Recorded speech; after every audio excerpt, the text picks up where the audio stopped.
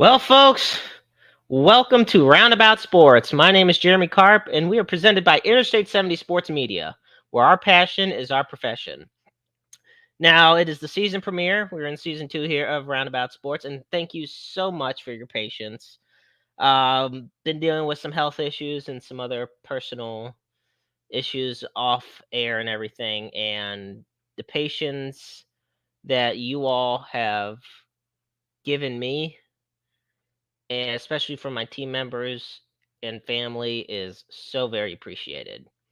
That said, we are back, and in the words of Eric Bischoff, we are better than ever because I'm not going to be hosting the show alone anymore. Unless, of course, who I'm about to introduce is pretty busy. But, folks, let me introduce to you my new co host for Roundabout Sports. He is our insider at Interstate 70 Sports Media. He is the host of the Strike Zone, and he is a sports aficionado, if you will. Somebody who loves it all: baseball, football, basketball, wrestling, you name it. And that, my friends, is the one, the only, James Knox. I would feel that if I wasn't sitting down, I should take a bow or something. Thanks. The introduction was amazing. Thanks. I appreciate that. We need to find like a little applause thing in the back of in the background on the board. Right. How's it going, James? It's good. Things are, as you mentioned, busy, but busy is good. So, yeah, other than that, I'm happy to be with you and looking forward to knocking this out of the park. Oh, absolutely. And one quick thing before we continue, I also want to give a big time shout out to Dane McGuire. He has already done the logo for Interstate 70 Sports Media. For those that don't know, so there it is, right in the middle. That is so cool. I just absolutely love the work he does. Like, and here is the new logo for us here at Roundabout Sports. Now look at that. I think it is just phenomenal. I'm always proud to be able to count on him and all the hard work he does. So, Dane Right. McGuire, shout out to you. Thank you for the excellent work. Yeah, he killed it Now, on the strike zone logo too. I mean, it's just that one was really awesome too. Really appreciated that as well. oh yeah, and we'll make sure to get that one on here soon so you all can, without a doubt, check that one out. So, our first guests, we're going to have them on in just a few minutes. There's a couple topics in the world of professional wrestling we want to get to. But later on, not too later on, of course, our guests are going to be Elride and Chris Exodus, better known by the wrestling world as Dragon's Guild. And let me tell you something. When I introduce them later on, you are going to be amazed at just how much they've made an impact on the Missouri and the Midwest wrestling scene as a whole.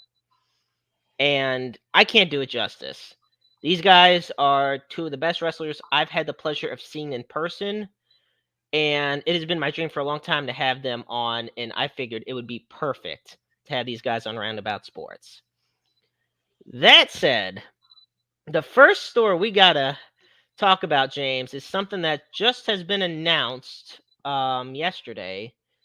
Ric Flair's last match. Now, it's been known for a while that Ric Flair is having his final match July 31st in Nashville, which is the day after SummerSlam, which also happens to be in Nashville.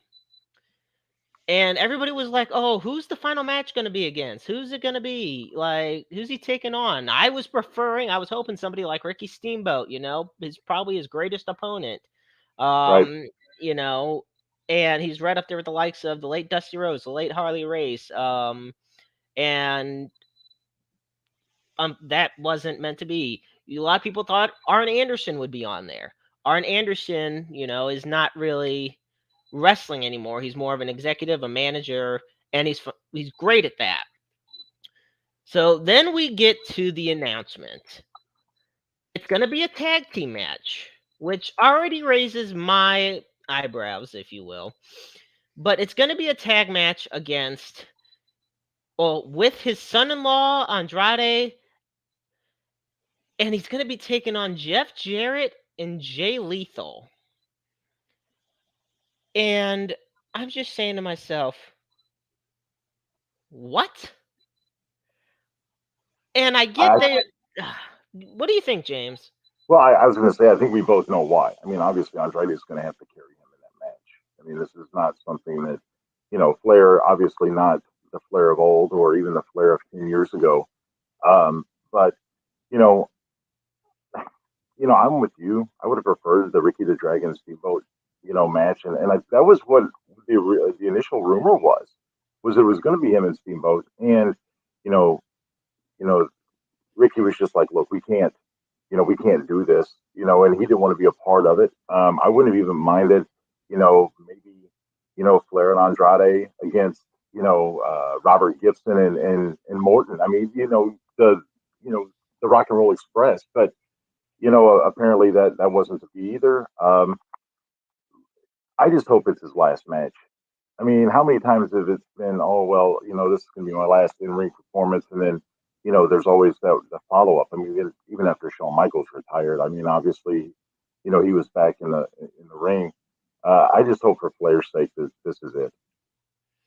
I you know, I've actually been a frequent supporter of this match. I mean, not I necessarily gotta what it is now, hang because on, this is what I said. hang on, hang on, hang on. I gotta Uh call it 20. I gotta call a 20-second timeout. Our guy, the big fundamental, Paul Goldschmidt, two-run home run. National League leads 2-0 in the bottom of the first. there we go. Paul So Goldschmidt leads. yeah, Whew. Goldie going yard, baby. Goldie going yard. Goldie going yard. That's what I love to see and hear at the All Star game as it is going on. And And he hit it off looking of at he hit it off of he hit it off of Tampa Bay Shane McClanahan. How come he couldn't have done that in the game when we faced him in Tampa earlier this month or back in June? We Mo lost that knows. game 2-0. Yes, Mo, we did you did. say Mo knows? Mo knows. That's all I can tell you with it. Okay, Um, sorry about that. I got a little excited there. yeah, I no, you're fine. We're gonna be, and I'm pretty sure later on the show, we're gonna be keeping track of it too. But no, you know what? This is the thing. I've been supportive of Ric Flair for a while now with his last match because, after all, you know, Ric Flair's always been one of my favorites, Right, and it's it should be his choice. You know, to be in the ring for the last. If this is the last time, great. If not, that's up to him. That's just the way I look at it. It's right. up to him. As long as the match he has that is his last is one that's memorable, that's all that matters. And as long as he loves doing it, that's all that matters. I think my biggest concern is I just don't want him to get hurt in the ring. You know what I'm saying? I mean, my biggest concern is just his physical ability. I mean, because not to say he can't go, because what's the saying? I'm not as good as I once was, but I'm good once as I ever was. I mean, so maybe he Right. could go one time and put it all out there, and especially being with his son-in-law Andrade. But I wonder. I, I just I just don't want him to get hurt in the ring. I think that harkens back to guys like Sting and some of the other athletes that were still not necessarily in their prime but could still go. And I just don't want because I don't want it to tarnish his legacy. I mean, Yeah. everything from the original Nature Boy to the Four Horsemen, where it was him, Arn Anderson, Larry Zbyszko, and you had Mongo McMichael in there as well. I mean, that fourth member of the Four Horsemen kind of rotated through there for the longest time. But I mean, I just I want him to be able to go out on his own terms. I think that's what it comes down to. I don't want him to be forced out because he gets hurt in the ring. Yeah, and at 73 years old, I mean, he's trained really hard for this. I will give him the props to that he has trained so hard for this match.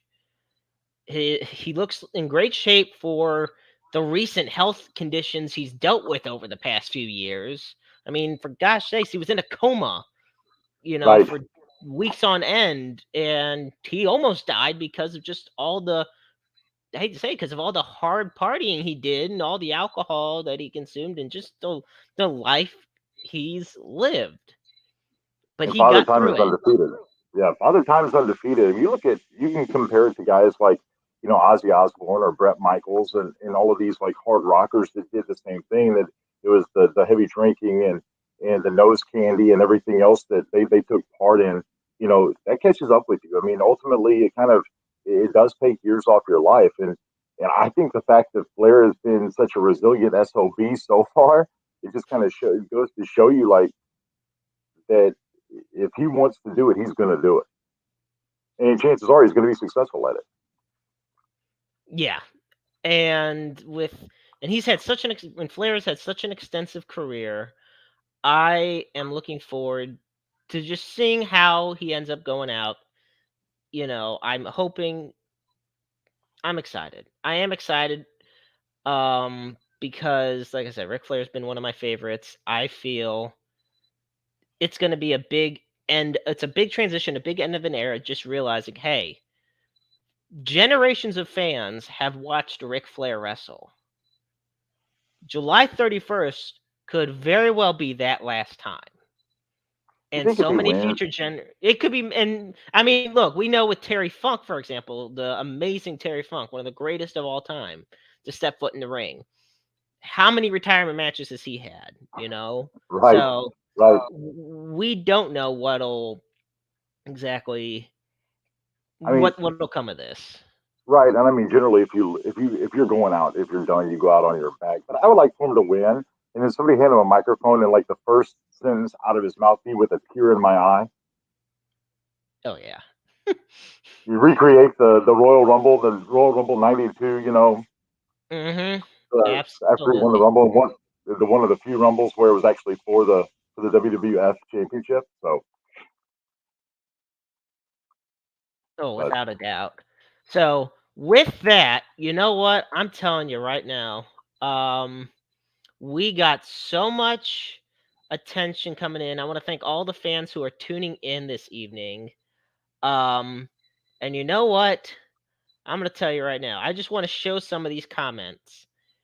And these guys are on standby waiting. We're going to do a little bit of a look at it. All these amazing fans tuning in the show. Hashtag CHWA for life. You can, after all, you now, first, I must say, you may wonder what CHWA is. No, we're going to be having a lot of CHWA talk no doubt. because these guys are two of the founders of CHWA. I mean, look at this. The comments just keep coming. And for those that don't know, I mean, you want to talk about badass wrestling promotion logos? Look at that. Look at that right there, James. The Cottage Hills Wrestling I do like that. Alliance. I love it. Like, and for those that don't know, um, CHWA is a wrestling promotion, but the show is recorded for Thursday release on the CHWA official YouTube channel. Um, and I'm gonna cut to the chase and introduce these guys. They are dear friends of mine, and like I said, two of the best wrestlers I know in the Midwest. Folks, I'm just gonna say it right now. They are not only are they the founders of CHWA, they are also the tag team champions, if you will, of MMWA. You will find them in Missouri. You'll find them in Illinois. You'll find them anywhere in the Midwest. They also have wrestled for Dynamo Pro. And you know what? They got a lot of stories that they want to share. So, folks, it is my pleasure to introduce to everyone tuning in this evening the one man zoo L Ride, Chris Exodus, better known to everyone as Dragon's Guild. Hello. Whoa, What is up, guys? How are you doing this evening? pretty good. Just chilling. I'm gonna apologize now. Kind of getting over like a cold, so gonna probably mute my mic a lot so I can cough. So there's that. But I'm That's COVID fine. free, so that's pretty cool. That's what matters, man. At the end of the day, that's what matters, your health. So, And it's there he great having speaks of it. There goes the Already coughing fit. starting it off Right on strong. cue. I hope before the show, Chris, you let Elrod know, like, hey man, you might have to say a little bit more than you intended. Yeah, He didn't, No, like but with I kind of assumed because I know his health on the daily. I like most things, I like to just keep Elride on his toes and guessing. It's great. It's great. Well, He it's hates easy. it. I don't wear shoes, so I'm always on my toes. That's true. He doesn't like it. Well, first, before we get started, I mean, you guys are just absolutely beyond popular. Everybody's tuning in to see you guys. And we've been having CHWA for life comments.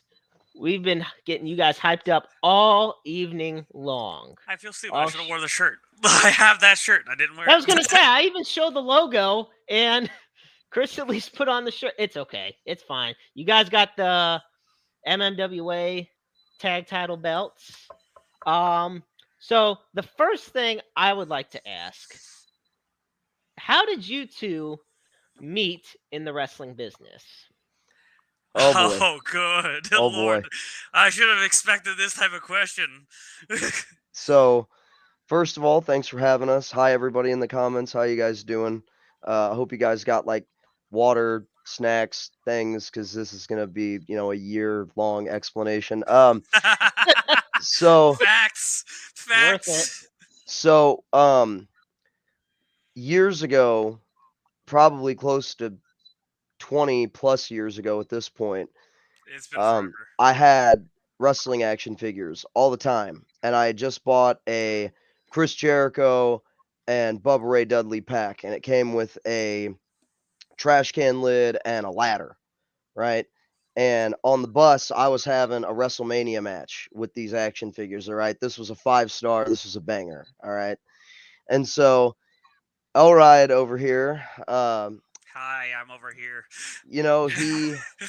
he asked the infamous question, dude, what are you doing playing with dolls? What are those things? And so then Don't you make me sound like I was a jerk. So I then- said, what are those? I did not call them dolls. I So was then- still a guy who played with action figures. So then I explained to him that they were wrestling figures. He asked what wrestling was, and he came over to my house, I think like 2 days later, to watch SmackDown.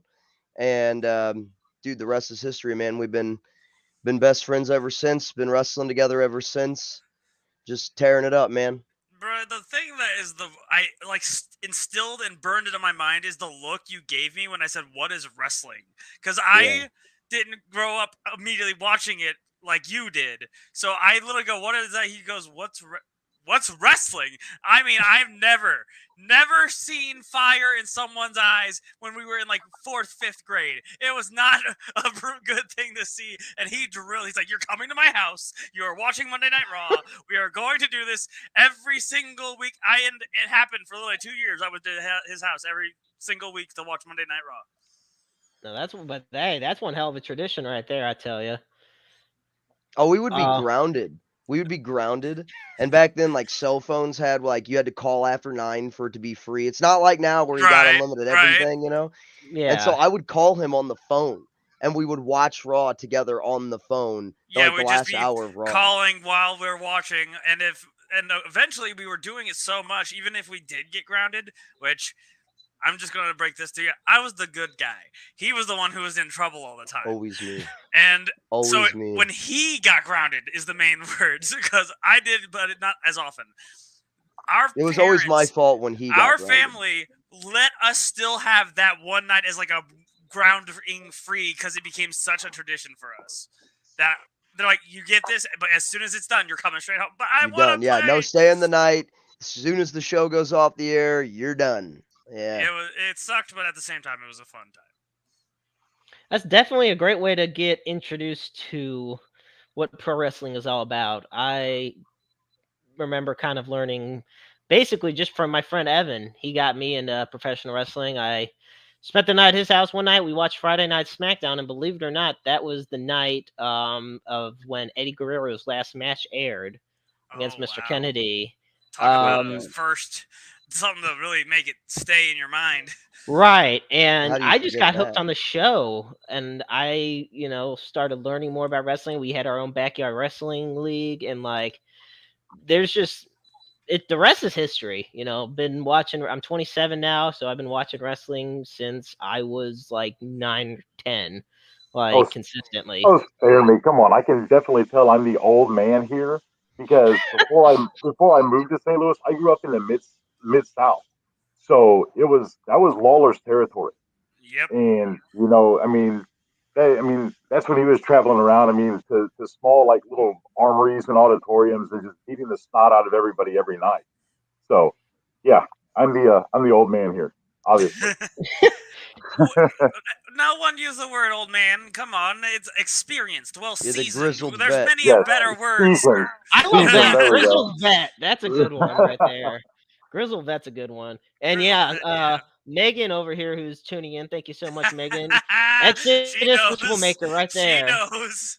Yeah, Yeah, Megan's been one of my best friends my whole life, and when I would do something, I'd set like my house on fire or something, and I'd get kicked Oh out of my the house for god. a week. I'd go stay at her house. So yeah, her and her mom, man, they're just as much of reason I'm a wrestler than pretty much everybody in the comments, man. And Megan and her just recently, mom, they've been coming to CHWA shows every week. yeah. And now they're on my CHWA staff, and they're great help, man. They're two of the best helping hands I have.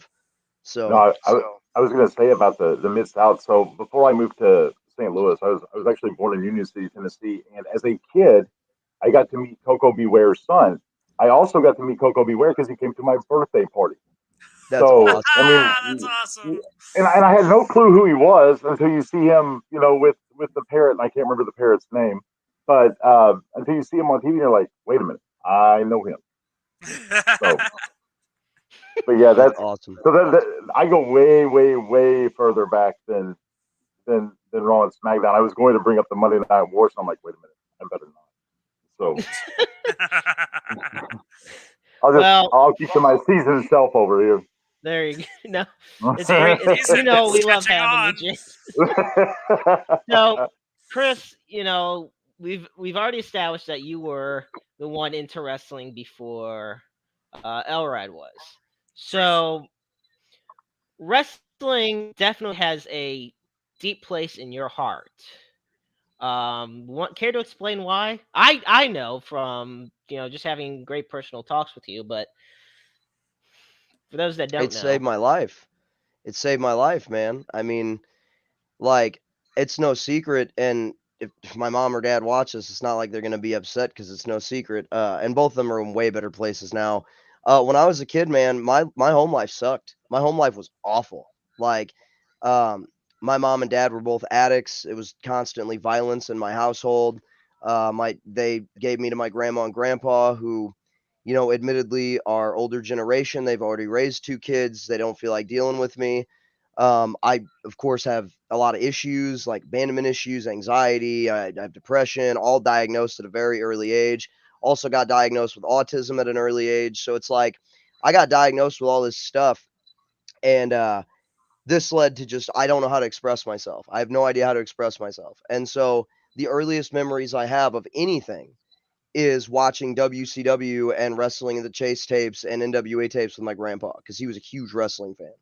And so my grandma's dad was a wrestler years and back in like the 40s and the 50s in the circus and whatnot. So like wrestling's kind of always been around for me. And like, man, when I would be like acting a fool, and I'd be sent to my room for the night, Raw would be on. Or if it was a Thursday back in the day and I'd get sent to my room, SmackDown would be on. If I had a library card for the school, I'd go rent the wrestling magazines or like the wrestling books. Like I didn't really excel in any other field. It just nothing else interested me. And so I went through a really bad stint of like just destruction, just pure destruction. I was just so angry, tearing stuff up all the time, getting into fist fights all the time, just being a fool, just acting a fool.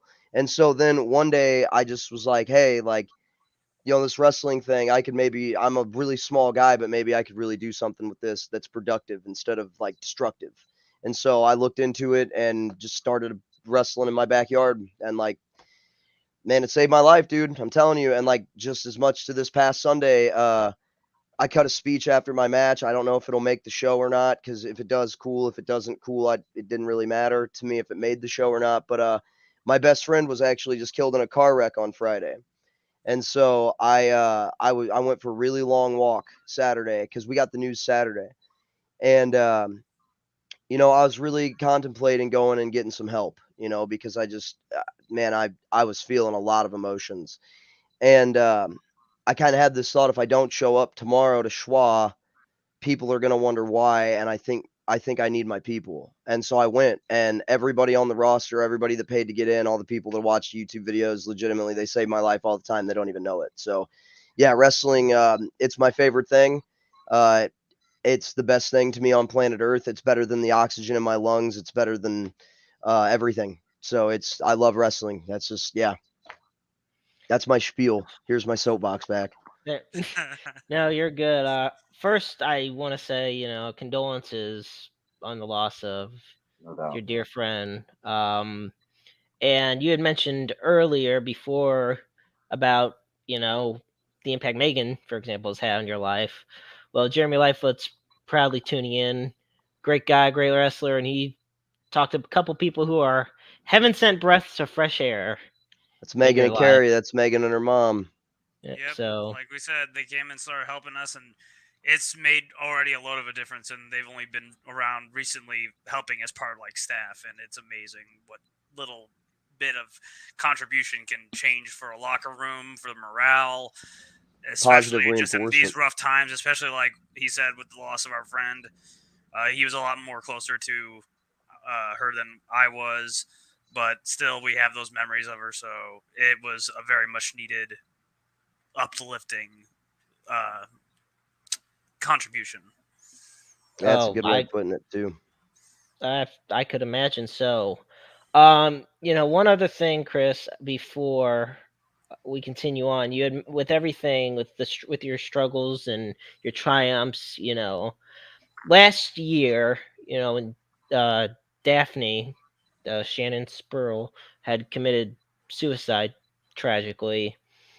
On the Wrestle Talk podcast, I had brought this up to them, and I decided to do this on every episode of Roundabout Sports, but to have the suicide and crisis I lifeline, love and that. this is what we Absolutely usually love this. usually I save this for the conclusion, and I'll still put it at the conclusion of every show. But I wanted you guys to at least see, and it actually did just change from a longer number to just 988. So Yep. Yeah, I love that. I love that they That's they made it that's easier. wonderful. Like I loved how the rapper Logic made a song so that like, everyone would have a reason more to memorize Right. the song number. But like in real life, I love the fact that they just changed it now because now it's just like if you have an emergency for someone and you're calling 911, similar thing, but now it's a little more self-targeted. It's a very Right. I'm a very huge supporter of suicide awareness, and Mhm. I just love that they have finally like did something to help make it a little simpler for people who are like maybe they're younger, they don't have a good memory. I'm terrible with my memory when it comes to like numbers and dates and heck, sometimes names. I'm better with faces. So just something as simple as changing it to just three quick numbers that's makes wonders, and I'm so happy about that. Before we move on, Chris, an interesting question for you. You said at an early age you were kind of diagnosed with autism and stuff. Going forward, does that help you put together a match better just because you're more detailed and you're paying attention to stuff a little bit closer? Oh yeah, Yes and truthfully. no. It's kind of weird. So like I kind of get angry sometimes because people are just like, "Oh, you're just naturally good at everything" or whatever. Because like I'll just pick up a hobby and get really good at it. Right. What it is I So hyper many focus on hobbies. stuff. I hyper Sort of like focus on stuff. it's like Asperger's. Then it's a type of Asperger's. Then. Yeah, like I hyper focus, man. Like Okay. recently I just really got into this thing called kendama. It's like a huge thing for me now. I own like 40 of them. He really does. I He literally has like have a whole one sitting bookshelf full of here them. on my desk. I have one sitting up on my shelf. Yeah, it's like one of my favorite things. Okay. Um and so with wrestling, it's kind of the same thought. Like I watch wrestling. I probably consume more wrestling in a day than most people consume in a month. Okay. So what I have noticed is like because I hyper focus on things, I can hyper focus on one particular area of wrestling and just focus on that for a month straight. Whereas Huh. everybody else would like focus on multiple parts. I'm focusing on one thing. So it would take me longer to get good at something in wrestling, but when I get really good at it, I excel at it versus where everyone You else is perfect it. average I at. got you. It's Okay. very All right. Yeah. like Yeah. that's the best That's way a he can great describe question. it too, because I've witnessed him do that. Like I'm a guy who'd be like, okay, I need to work on something with making my gimmick look better. Oh, I need something to make myself look stronger. But he would look at something like, oh, I really like this sequence, and he will work that sequence for weeks. And by the time I finally get like half an idea of what I was working on in 2 different areas, he's got that thing down perfect that has maybe something else not worked like to Right. halfway perfection. It's amazing how his brain actually works with wrestling. Okay. That was a great question, by the way. Like that was Oh yeah, seriously an definitely excellent good. question because like that's the first time anybody's ever asked me that. That was pretty cool. Well, how about that? That's awesome. And for those that are just tuning in, it is the season premiere of Roundabout Sports, and we got Dragons Guild here. I'm Jeremy Karp, the Maestro, along with Hollywood James Knox, but we got Chris Exodus and the One Man Zoo Elride here, the MMWA Tag Champs, and the founders of Schwa. Now, I Schwa. Stop showing the shirt. I feel bad for not wearing the shirt. I literally have like every single shirt, and I didn't think, oh, I should put one of those on. So much for me asking about the chemistry between tag team partners. Then. right.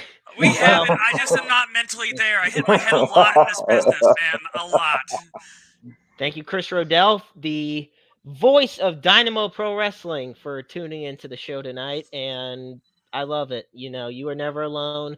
One thing I've definitely learned, and I know you guys have learned, Chris, you especially, that wrestling is a family. You Oh, know, absolutely. we shouldn't be cutting the lines and boundaries. We're all one family. Right. Yeah, and I Um, wish more people thought like that. Like I really do. Like I really think if more people just liked wrestling and stopped being so hateful to each other, wrestling would be way better. And I think everyone involved would be way better. But that's just a take from a washed up backyard wrestler. So I can't. Yeah, right. it's funny. I don't know if I should consider myself a washed up backyard wrestler, because the farthest I ever got was backyard wrestling.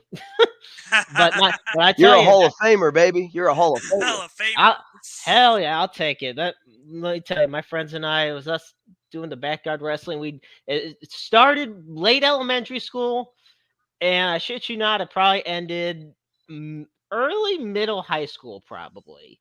And my group of friends and I, we've known each other since elementary school. Like, I've known one of my friends for 21 years. Hell yeah. So we've stuck together through it all. But it was a great way. And it's funny, Chris, you had mentioned about earlier on in the interview, when you're talking about even when you guys were grounded, you'd still find a way and everything. Yeah, there was times one of my friends in that would backyard wrestle with us was grounded, and he would just he lived down the street from my friend Andrew's house. He'd just come down the street and he'd still wrestle. I was like, wait, aren't you grounded? He's like, screw it. So Hell yeah. I do That's miss That's that those. defiant perseverance spirit. and endurance. Uh, Or just straight up bullheadedness, which I know very well. so here's, before we get to questions that James and I have, Joshua Dillinger has a question of his own, and honestly, boy. it's a very good one. Oh boy. So he wants to know about the chemistry that you guys have, because a lot of times when wrestlers are in tag team matches, communication is necessary, but Absolutely. you guys know each other so well. You don't really seem the need to have to talk to each other as much.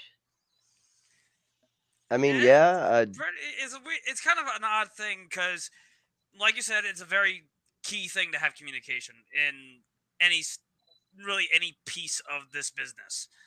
So, of course, we start off just like anyone else. We would be like, oh, we need to find a move that can take down a guy who's like twice our size or something like that. And we'd have to talk about every time we're tagging, it's like, come on, grab him, do this. Well, over the years, like if anyone asks, we are brothers. We're brothers for as long as we can remember. And we kind of have that almost twin telepathy at times, and it's We sometimes really kind of, do. and it's really odd because it gets spooky.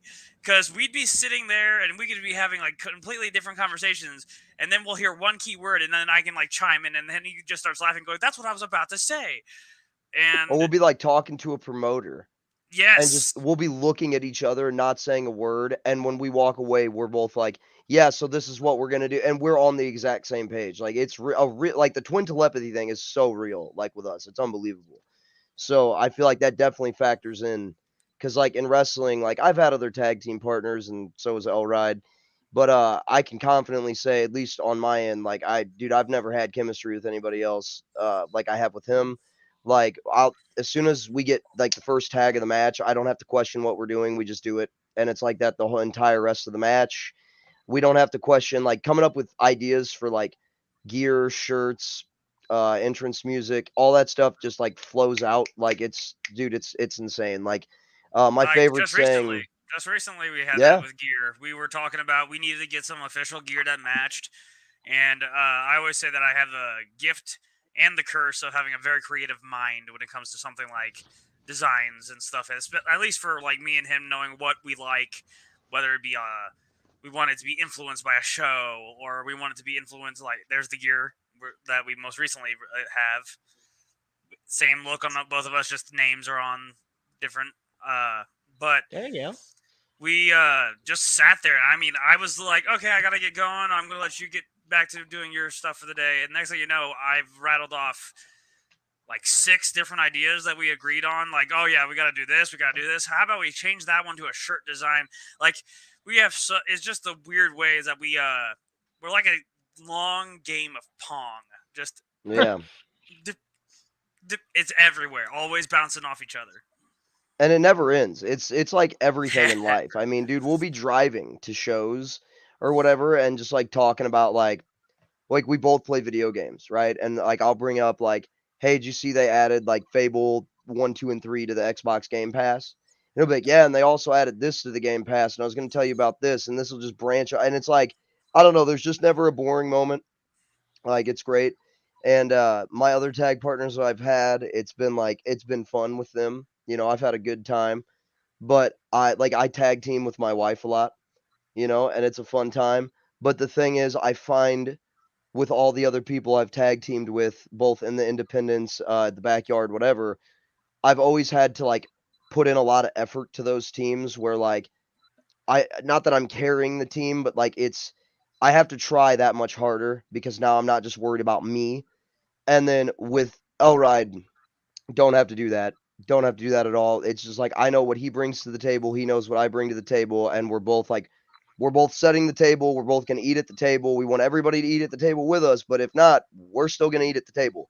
So it's like Absolutely, so easy, dude. It makes wrestling so much easier to navigate when you have your best friend in the whole world to navigate with you, and it also makes it 10 times easier in the ring because like we're never to me I never feel like we're off our game. Like we're never off step, and if one of us does get off step, the other one's right there to cover it. So it's like it's great. It's great. I could sit here for another hour and just continue to talk about it because it's great.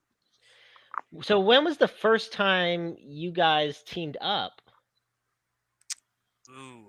Like I said, I'm terrible when it comes to like That's numbers why and I was dates. like, I But know. I he's was thinking better that with too. years. At least the year, he can usually break it I down. am almost certainly positive that the first time Elride and I were ever in a tag team match was in we went to we went to Dynamo in 2012, right? I believe so. Before we bought the ring. So that means our first tag match ever together as like Dragon's Creed or Dragon's Guild would have been in 2013. Probably around like April of that year, April or May Yeah, of that year. it would have been like right because that was right around like school was like dying down for us both Yep. because we were still both young and in school, and You were yeah, getting that ready to sounds. graduate. I had just graduated that year, Yep.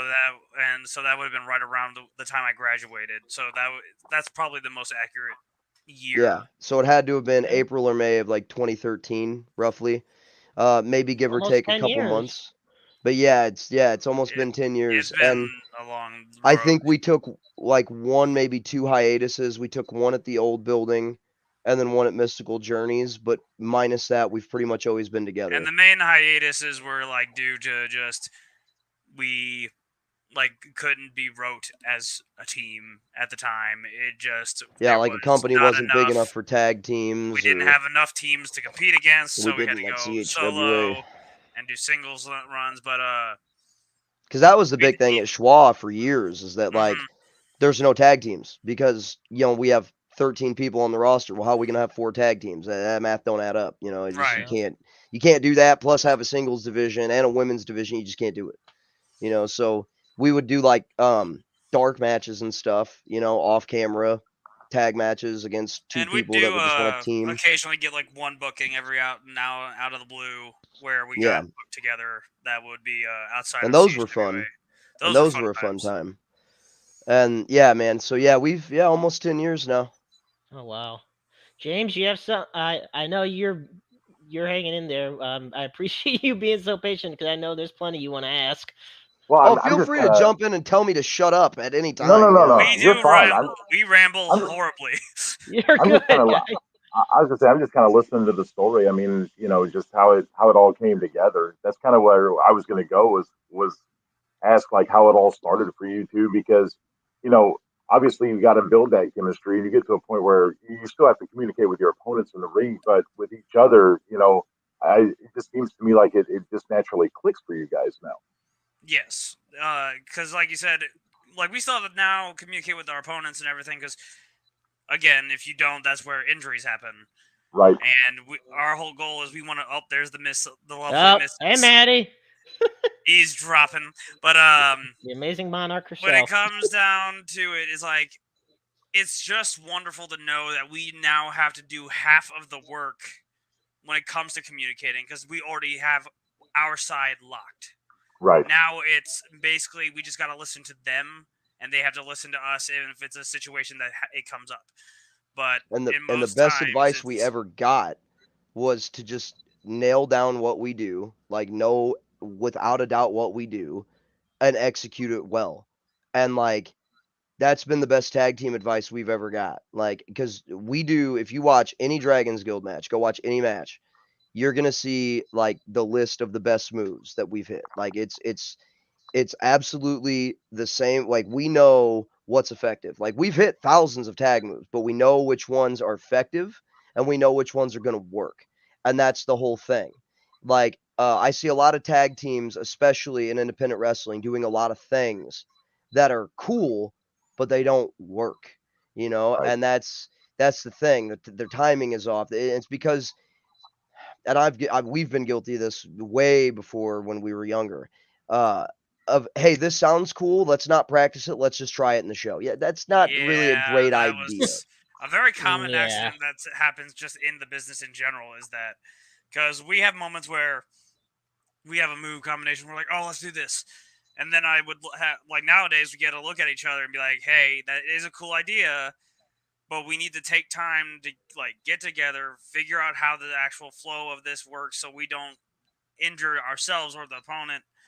And so when it comes down to it, it's really crazy to know our road because it started off from, like he said, I met him on a school bus and he was playing with wrestling action figures. And then we're hanging out watching I still WWE. have those same action figures. They're in my basement, by the way, in a I knew box. he would. I knew he'd bring it up. I knew it. But and then it went to just watching like Raw and SmackDown like week to week, and then like years and years down the road, we are like at some neighbors of Chris's house, like literally down a hill that is his backyard, and they have a trampoline, and they're goofing off on it, and then I got a trampoline, and it's just like he comes over, choke slam me. It won't hurt.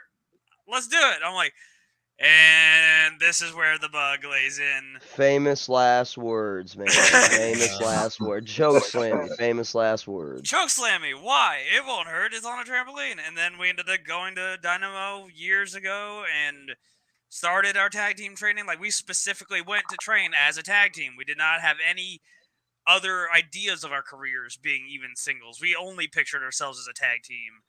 So That was something when we went to Dynamo that was awesome. Well, when we went the first time was right, awesome. because Is we go now. everybody else there, they were like, what are your goals and ambitions? And everybody's answers were like, I want to be the Ring of Honor champion. I want to be the WWE champion. And me and Elride's answer the entire time was, we want to be the tag team champions. I Where? love that. Anywhere.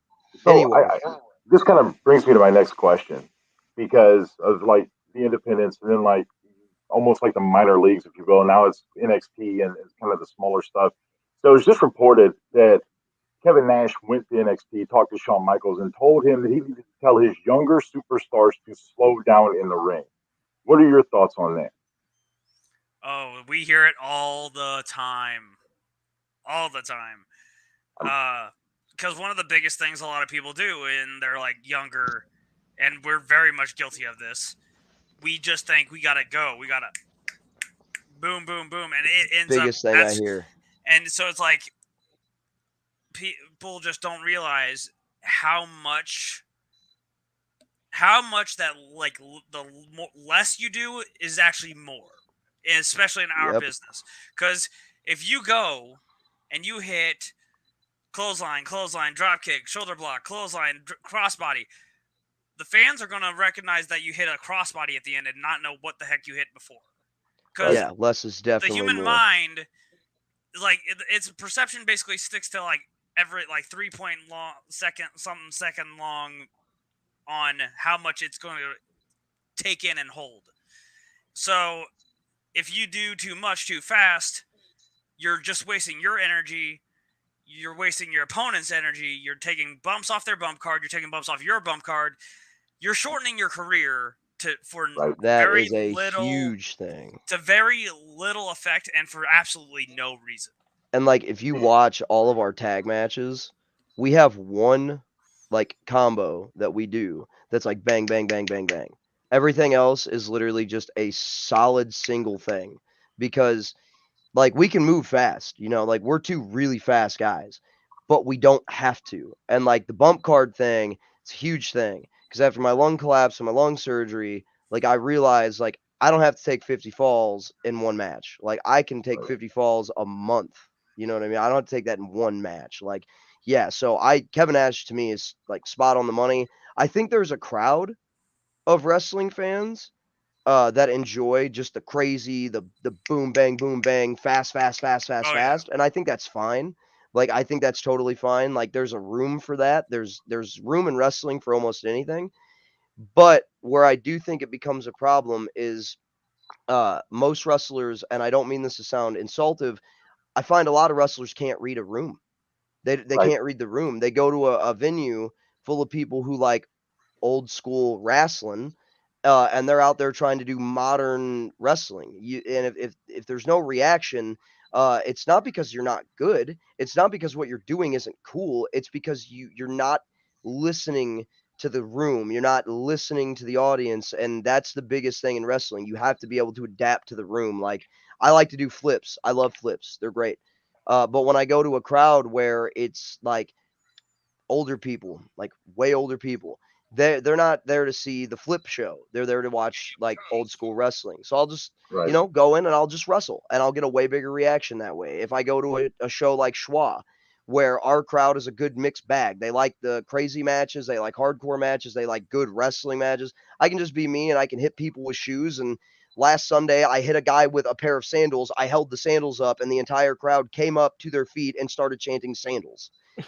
So it's like you just gotta learn to read the room. The fact that the shoeserweight thing has gotten so over, and which started as a joke. The shoeserweight thing started as a meme in the Dragons Guild chat because I would hit people with shoes and Tommy Davis, and then all of a sudden he's like, "Hey, bet you won't come out and have them announce you as that." And next thing you know, I'm seeing him grab shoes from fans, and he's going, "See this ref? Made in America, not a foreign object." And then he goes, "Okay, just this one time." And then he does that every week. And like I went as far as to go buy like a little Walmart toy wrestling belt, duct tape, sandals, and shoes to it and stuff. So now I'm the shoeserweight champion. That's great. Yeah, it's just uniqueness. I mean, that's a big thing with wrestling. You just be unique, man. Like, So you there's no say reason a shoe should be as over as it is, but a shoe is over. You know what I mean? It right, just but you were talking about so there's a place in a match for the combos. Generally, you see those after hot tags or a build up to the finish. That's yes. that's generally where they're well placed into a match. So that's kind of where I went with that. And the funny thing is, at the end of the story, of course, somebody made the joke that there were no quads torn in this production of the story. God. You know, So there you go. that's great. Chris, you had mentioned um well, actually, before I get to one question, I do want to ask this one, and this actually will go for both you and Elride. Cool. So before we had you guys on, first off, Ricky Rodriguez, the Urban Cowboy Love himself, that guy. I love that guy. literally one of my favorite guys. One of the I most love There this is. guy so underappreciated much. I guys. changed my gimmick name because I used to be the Urban Animal, and then I found out he was the Urban Cowboy. I'm like, we don't need two Urbans. We don't need two So Urbans. One man team thank comes you in. so Dude is much for tuning in, legitimately Ricky. one of the most underappreciated wrestlers in the Midwest, and he is slept on. People really need to book him because he's He's really really good and so he's really good. nice. I was gonna say, and he just teamed Great up for with locker room. Maddie just about a week or so ago, and they put on one hell of a match, and tag team match at the Jams and Slams event. But no, what I was gonna ask is, a lot of people before we had you on were just commenting hashtag Schwa for life like crazy. I mean, it was up the butt about this. So I'm going to ask you a question that a lot of people who aren't familiar with them want to know. What is Schwa and when was it founded? So I'll let Lucas go first because my explanation is way Good. crazier than his. Why? You do this to me all the time. But uh so Schwa was originally not even called Schwa. It was originally us just like you said, you started in a backyard doing wrestling Mhm. stuff and just having fun with friends. That's how it started. It was just like a handful of guys, and we had a company, and we called it EBW, which literally just stood for Extreme Backyard Wrestling, because we were not original or creative with our minds, and we did that on and off. And it was just a fun thing to do that was not done in our area. There is not wrestling. There was like the main sports you got were from the high school, so football, basketball, track and field, soccer. There wasn't wrestling here. There was like not even MMA or anything until years later when a gym for like MMA stuff like opened up in like Wood River, which is a like 15-20 minute tops drive from where we live. And ironically, around the same year I graduated, the same year we like had our like first official tag team match in 2013. Was having my graduation party, and of course I invite Chris and I invite some of the guys who we wrestle with, and they come in and I'm like, "Hey man, what's up?" And they're all like catching up, and we hadn't wrestled for a long bit. This was like a good couple month hiatus. Like I thought it was done. I thought we weren't going to be doing it anymore. And then they pull me aside at my own graduation party to be like, "Hey, so you remember wrestling in your yard?" I'm like, "Yeah. What about it?" He goes, "So we have an idea." I'm like, "EBW is coming back?" And I got like all excited. He goes, "Yes and no." I'm like, "What do you mean?" And he goes, "We're got a new name for it." I'm like, "What's wrong with EBW?" He's like, "Nothing's wrong with it. Just think it's time to grow and change." I'm like, "Oh, I feel like you're just saying that my idea for the name was shitty." I don't know if we can cuss on here. I'm so sorry if I You're can't. good. Yes, you can. We'll say Okay. a lot worse. Trust me. Okay. Yeah, But I just I That never is thought a about that. relief. That is a Yeah, relief. trust me. I've been trying so hard. I literally just let that one slip, and I'm like, "Oh crap! I don't know if this is like No, okay, we're not gonna kick you off or anything. Just go for okay." it. But so he goes and tells me it's going to be called Cottage Hills Wrestling Alliance because it's going to represent the area, and it kind of just started going back up, and then we really started just wanting it to be. We wanted Schwa to be something that gave people something to do in our area besides the kids and who like because there's a lot of kids who can grow up in a bit like a rough situation. Like I've got off lucky compared to Chris.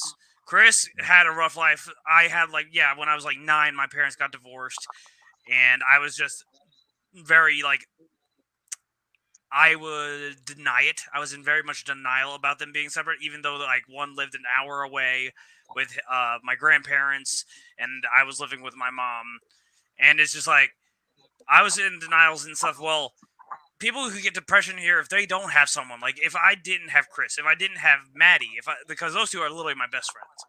I cannot tell you if I'd be here today if it weren't for those two, in multiple reasons. And if I didn't, I probably would be needing that hotline number multiple times. I know I get into my head a lot. I still have those moments. I think it's a human thing. We're all human. It's going to happen.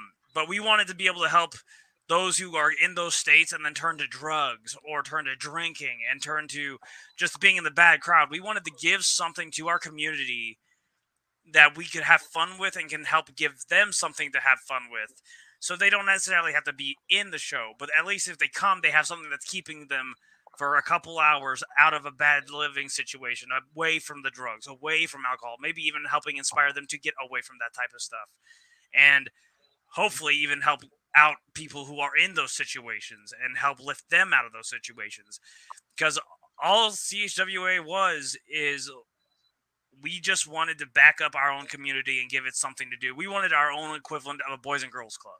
We wanted all the girls, all the boys, all the parents, all the kids to be able to have something to come to and just lose their minds and be in another world, just like if you go to the movie theater to escape reality.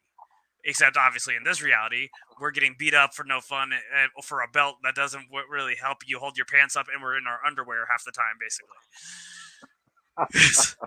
But now I'll hand it over to Chris for his wild apparent reason, because I know he's going to. I just wanted to set stuff on fire. No, I'm kidding. I've I mean, Elride hit the head or the nail right on the head because, honestly, dude, Cottage Hills has nothing. I've lived here 26 years, absolutely nothing. We have 2 bars and a gas station. Woohoo, we have nothing. And when I was a kid, I had to walk miles one direction to go to a skate park, or I had to walk, 10 miles one direction to go to a shopping mall, or I had to walk. And I say walk because I couldn't drive and I, again, home life. But I had nothing. And so I thought wrestling's the only thing that made me feel better as a kid. It's the only thing that's made me feel better as a teenager. So what can we do with this thing that we're doing to make it better, right? And so the whole CHWA, how it came to be, it's very simple. Like Elride said, we had EBW, and then so there was multiple different organizations going on in the same kind of area that were backyard things at once. So we had Elride's backyard was the EBW arena, right? That's the trampoline, the garage, the cool arena, right? That was the WrestleMania arena. And then we had WWE place, basically. Yeah, and then we had my yard connected to my neighbor's yard with the trampoline that we put posts and yarn and stuff around the ropes. We tried to we had pull a a Hardee's. ring. We tried to pull a Hardee's. And I had named that the CHWF, which was the Cottage Hills Wrestling Federation. And then we also had a league out in Bethalto, which is a very close, literally 2-minute drive neighboring town, called the Bethalto Wrestling Alliance. So what had happened was that we had taken over the Bethalto Wrestling Alliance because they were done. They were just kind of one guy stuck around and then he kind of went away. He faded quick too. So we had bought them out, and I remember buying their league and their belts for $20, right? And so then we still had CHWF and EBW, and so we figured let's just merge all 3 of them. We'll get rid of the F, because Federation has always been a weird name. I don't know why. I've never heard another company except World Wrestling Federation be called Federation. That was a bunch look, it's okay if you don't have to hide it. If the reason you had to get the F out was because of a bunch of damn pandas. Absolutely. It was the pandas. It was the pandas. One Man Zoo respects those pandas. Don't you mess with them. Those guys are my buddies. I love it. You're right. No, It I makes love some it. really Joker's cool so shirts where the unbearable. pandas have a steel chair about to hit another Unbearable. panda. It's a great shirt. I I love love that. But yeah, we wanted to change the name, and we had kind of I'd sat around and I'd thought about it, and I was watching a Star Wars movie, and Darth Vader continued to talk about the Rebel Alliance scum. And so I sat there and I was like, "Oh, Cottage Hills Wrestling Alliance, that sounds cool." And I'm sitting there and I'm like, "Yeah, yeah, I can hear it, I can hear it." So then I Part of it called was because they called them rebel scum, and you're like, Rebel we're getting Scum. called scum all the time, so Alliance, why not? I am a lying, cheating scumbag. That's what everybody tells Cottage Hills kids. We're lying, cheating, dirty scumbags, right? So I'm like, all right, cool. So this is the name. So then it just started, man. And I'm gonna be very blunt. CHWA was not supposed to be where we're at now. No, Like not honestly, even like close. we had what we thought was going to be our final season. Because back in the day, we didn't have a building, so when it got cold outside, we would stop for the most part. I mean, in the wintertime, if there was a nice day, we'd do like a big like, hey, it's 65 degrees in December. Let's do a big show and we'd film it or whatever. But like we would have seasons. And what we would do is we'd all collectively, because there was like 9 of us, would get together and we'd write out the entire season of TV, right? And we'd always film everything and upload it to our YouTube channel. Well, finally, what happened was Harlock Cross was moving to go to college, and me, Elride, VDP's brain, and Harlock's brain, the company can't run without one of the founding fathers. It just can't happen, right? So when Harlock leaves, we're going to shut the company down. That's the end of it. It was a great run. It was the last summer of Elride and everybody just graduated. I was getting ready to graduate that next year. So the summer going into my senior year was supposed to be like the greatest summer of my life. We end the last CHWA show, which at that time was on Wednesdays, got filmed that Wednesday. We had school that Friday. So went back to school. Everything's all right. So we're about 2 weeks into the school year. I get up early.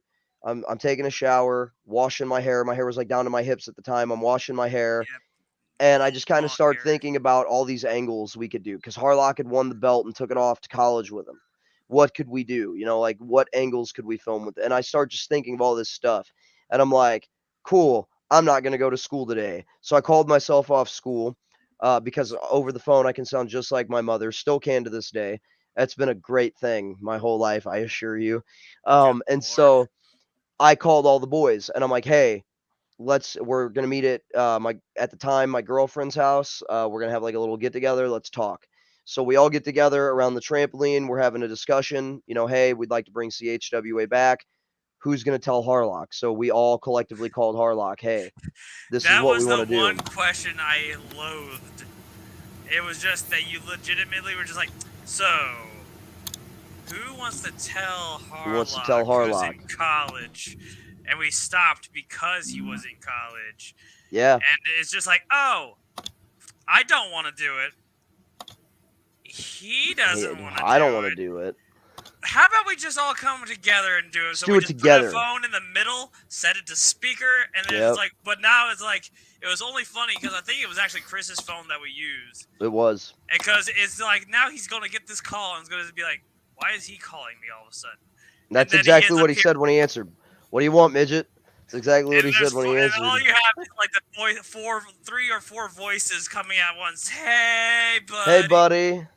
We want to talk to you about some stuff. And before we could even say it, he was like, He's like, you're yeah, going to bring start it the back, company aren't you? back up. That's fine. I'll send you guys the belt. He didn't care at all. He was like, yeah, do it. So yeah, we just restarted, man. And it just slowly over the years, dude, we've just been running, I guess. I mean, that's the word I'll use. We just been running. I mean, we've had setback after setback. We've lost buildings, we've lost sponsors, things have happened. We've acted a fool when we shouldn't have. That's something that gets thrown around as that CHWA is like just disrespectful and untrained and unprofessional, and none of that's true. Maybe 10 years ago, yeah, they had a point, that like we were kind of some disrespectful punks, but like now, man, it's a whole different show. It's a whole different environment. And I think a lot of people are starting to see that now, which is pretty cool. So it's a great time. So that's my long-winded answer. I told you guys get some snacks. That was going to be an answer. So No, you're good. I and honestly, like I said, look at it's just Monty Shaft saying it. Schwa for life. Journey with Light, but once Outside the again, ring, top. STL. Yeah, there we go. There it is. I love Shaft. Yo, Shaft is the first person in pro wrestling to He was kind the of be first nice to us. podcast that had us. Yeah, he was like the first show that would even talk to us because everyone else was like, nope, screw these guys. And like Shaft was like, hey, I'll run a podcast, throw down Thursday, every Thursday outside the ring. And he like invited us in and we went down and dude, things started changing after that. Oh, Oh, we Oh, lost James. James had to. For those that just tuning in, yeah, James had to step away briefly, so it's I okay. hope I didn't upset him. Oh no, Oh I no. look. Oh Oh This no. no! this is the no. Oh This is the thing. When you are a busy sportsman, as busy as he is, you know, he's going to be on the road in just a couple days, doing Oh. some umpiring Oh, sweet. across the country. So I'm telling you, he is a busy man. So having him alongside is just awesome. no! That is sweet. Um, Right on, man. so another thing I wanted to ask is because it wasn't until I actually met you guys that I had heard of Schwa. And you check you guys out on social. You got a big following in a market that is historic for wrestling, but is known for having, but seems to have what many consider to be a saturated market, where there's a lot of promotions in a little area. We're not saying St. Louis is small, but what we're saying is, I mean, look, if this was in, let's even just say Houston or something, Atlanta, that's one thing. But the fact that there's all these different promotions, you got your Anarchy, your Glory Pro, your Schwa, your Dynamo, there's a whole website that's just dedicated to events. There's WLW, SICW, the list goes on and on. MMWA. MMWA is another great example. And so my question to you guys is, how where do you guys feel you stand among a lot of these other promotions? Like, yeah, where do you guys feel like you stand in such a market that has so much competition? Do you feel like your goal is just to have this great fan base, be at the top? I mean, where are you guys looking to go with Schwa? That's a good So question. my answer's probably going to get me in trouble, but honestly, I don't feel like we're in competition with anybody because I'm not looking to compete. That's Um, fine. That's my great. my goal with the company has been the same thing that it's been since day one, and that's just to have a fan base that really like what we're doing, and to just stand out. Because I love almost every promotion around us. I'm very friendly with, love PWE. I absolutely love Broadway or I love MMWA. Broadway. Yeah. I love Dynamo. I love Dynamo. I Mhm. I cannot wait for every Dynamo show. I've heard nothing but good things about Glory Pro. Never worked there, but heard great things. Anarchy seems cool. Um, I pretty much get along with everybody. Um, and my thing is I feel like what we're doing is very different. Where everyone else is once a month, maybe twice a month. We're running every week. We're presenting our format as more of a studio wrestling TV format. We have typically about 2 hour long TV tapings where there's promos and character development and there's angles and contract signings and all this stuff. And there's also a lot of young guys on our show. And so I don't look at any other company around us and go, man, really want to put them out of business, or man, I really want to be in their league and compete with them. Because the way I look at it is I'm not working against anyone. I am working for the wrestling fans. So I as far as where I look at where we stand within all those other companies, I look at all of them as friends. I hope everyone succeeds. I want everybody to make money. And man, I love it. I love being in that talk. That is something that's cool. I'll admit out loud is that for years I've said, I just want CHWA to be in the conversation of Midwest wrestling. And now it seems to be in that conversation. So, and it's not just because of me and Elride.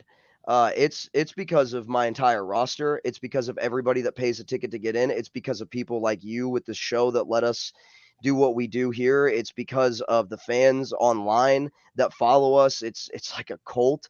It's because of people like Shaft with Outside the Ring, the Wrestle Talk show. It's because of everyone that allows CHWA to have a voice. And I'm just, hey man, I work for everyone else. You know what I'm saying? I work for everyone else. I with CHWA, I work for the fans, I work for the boys, and I just, yeah, man, that's how I see it. I mean, El Ride might see it differently, but that's how I see it. Welcome back, James. He's Welcome back, back. brother. But We missed you, buddy. that's very like Chris. That was really well put. We we didn't make CHWA to ever be a rival. We never made it to be like a force to be reckoned with. We just did it because we were kids who loved wrestling and we wanted to wrestle, and it grew from that to trying to be helpful for our community, to being able to help out and have fun with these other people. And when it got to the points in our lives where we were getting like talked down on the most in the area by everybody, and I mean every single other company around talking down on us, we that was the only time I think we ever had a mindset of we're going to fight against someone, but we weren't going like we're going to get so good that we knock them out of this business. We just wanted to prove that we're going to get so good you can't talk down on us anymore. So, like you said, we used to be called untrained brats guys who didn't know crap about what we were doing, but now we have guys in professional gear. We have a building. We have professional. We've got training. We've got trainers. Like Jeremy Lightfoot is one of the greatest guys around because he came in and he immediately was like willing more than ever to give ourselves as well as all our other men and women his knowledge on this business. And when it comes down to that, it's like now we have guys like myself and Chris and like a handful of others go to get trained more at whether it's an actual academy like Dynamo has had, or they go to seminars with someone like one of the most recent Dynamo shows for their 15th anniversary. They had Delirious, and he had a seminar, and it was a really great experience and the best knowledge ever handed out to somebody. I learned And a it lot was from that from seminar. just for only 1 hour of it was just him giving us word of mouth advice. He just gave us ability to take notes and learn from a man who's been doing this for years. And we were able to give that knowledge to and relay that knowledge and help to teach those who couldn't make it there. We might not have been able to put it in the best words, but at least we're able to give that little bit that we learned that stuck with us to them. And like, I love the companies around. I went to Anarchy shows for years as a fan. I haven't gotten to any of them lately, but I strived to be part of that show, or at least the pre-show for a few years. I'd go for 2 years. I was going and I couldn't make it to help set up because I had my shoot job. But I would go, I would wash, I would pay my way in, I would help tear down, I would help with put away chairs, I would do everything I possibly could to try to get noticed. And for 2 years, and it felt like it was finally getting close to something, and then COVID hit, and it took all that kind of progress away. And I even got to go to a seminar ran by Gary J. and Oh wow. out in Indiana, right near the kind of when COVID was really starting to die down for the first time. I went out to Indiana and I got to do a seminar alongside some really great wrestlers, like wrestlers from Indiana, like Don't Die Miles, Billy Starks, Cole Radrick. I've gotten to be in like Billy is seminars. so good. Billy is phenomenal. I got to work her in a practice match at that seminar, and it was probably going to be the closest I get to wrestling her for real. But phenomenal talents like them, and I love Anarchy. I went to Glory Pro shows. I went to them for seminars. I got to try. I went to. I've never been to a WrestleMax show. I've never been. Me neither. And there was like the one. I think it was called Grandel Wrestling. It was. I think only had one show that I know of, but I'm terrible at following up with a lot of things. But when it comes to like PWE, MMWA, Dynamo, I like to see it as we finally got ourselves to the point we really aimed for, and that was we wanted to be equals in this business as a company, not just outsiders. And don't get me wrong, we still are definitely like outsiders of this company. Oh, he's gone again. I did it. It was me. I'm just kidding. James is having technical difficulties, It was folks. you Don't- this time. It wasn't Yeah. me. Ha ha. Well, He- we're a he's tag been team. We technical. both have to do it once, but Yeah. we. I can only say that is the best way of putting it is we don't want to be enemies to anyone. We don't want to talk crap or bully any of these other companies because we've been on that end of the stick. We've been bullied. We've been bullied through our whole lives before we were in wrestling. We don't need to be bullying people while we are doing wrestling. So when it comes down to it, we just want to show that what all these other companies are doing month to month, which is amazing stuff. They have great talents. Like, I can't tell you how stoked I was to be able to say I've been now in locker rooms on monthly basis, like on a monthly basis with people like Arch City Mercenaries, like Benjamin Trust, Agents of Chaos. The Brotherhood. current Dynamo Pro Tag Champions, the Brotherhood. Like Ricky Cruz has given Surge. so much wisdom to us. Damian Blade has given us so much wisdom. Like Surge was someone I saw at Anarchy, and I looked at him like he was a WWE superstar when I was like the first. CJ fan. Shine has been a guy that's just like incredible. Like there's just all we can keep going. We can Dude, name and that's the thing. so I don't want to many feel of like these I don't want anybody to feel like we're leaving anybody out because every like Dynamo locker room, every Broadway locker room, I absolutely it's just love been the Dynamo incredible. locker room. The guys, It's so cool. It's just a blessing to be able to have the opportunity to be in these locker rooms, to have met some of the wrestlers who, like, I never thought in my life that I'd even have a title on my shoulder that is an actual, like, one of the most historic companies in the area's belts, let alone be able to say I've wrestled in, like, South Broadway Athletic Club, which is a historic place for wrestling in Missouri, and be able to say I've trained with someone who was in multiple times, like held multiple titles in MMWA in his life and many other places, and that being Lightfoot.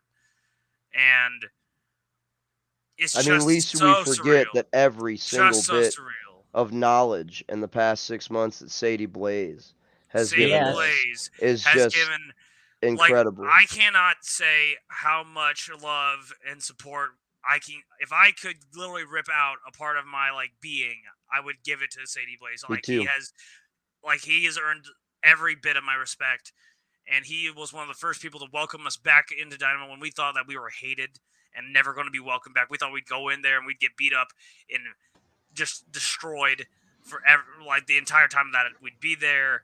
And so just the opportunities that were given to us by guys like Sadie and just knowing that they believe in us is weird, right? Because we're the small guys. Like, dude, I'm the smallest guy on every card out of our group. That like I haven't wrestled. Like when we usually go into companies, out of like our group, so like Tommy Davis, Maddie, and Chris here, Ashlyn Alexander, myself. I'm usually like the biggest guy, honestly, out of our guys to go in. But we're still small. We're still the small people. So to know that they have a belief in us enough to where we can go out there and represent them in, like we represent Dynamo as their students. We represent MMWA now as their tag team champions. We represent ourselves and our whole product of CHWA every time we step into a building that is of a wrestling organization. And it's just an honor to do. So, like I say, cool. I ramble very much, and when it comes, I just can't thank enough people for the opportunities they've given and I don't us. want anybody to feel like we're forgetting anybody or leaving anybody out either. Because So there's yeah, just to so anyone many. that we didn't say, just understand that we can't say every single person. Like I'd have to start writing down a list. Me too. And we would probably still forget people. I do want to give been in a locker room with us. We definitely appreciate, and to all the promoters out there who are finally seeing the light that we thought went out, like the light of Yeah. our opportunity that might have went out. We thank you so much. And if it weren't for so many of them, we might stop. Like CHWA probably might not even have been around because we've had our really rough times because of. But when like You ain't Sadie lying. and others came and lifted us up, now we've had moments, some pretty great moments that aren't even wrestling related, happen at Schwa. We got to watch one of our wrestlers propose just Oh, this this was last so cool. Sunday to our wonderful photography woman. We just call her D because it's just how everyone calls her. But Alistair Crow got to propose to D, and we got to witness that. And we've seen many people just build their life into like this is going to go for like the end of their days kind of moments. And it all started from meeting in our small I town do wrestling I area. do want to give like a shout out to one of the There's D, CHWA much love D. guys to give like an example of like building a life after like wrestling. So we have a kid, I'll let him remain nameless for now just in case he doesn't Yeah, want me to tell the story.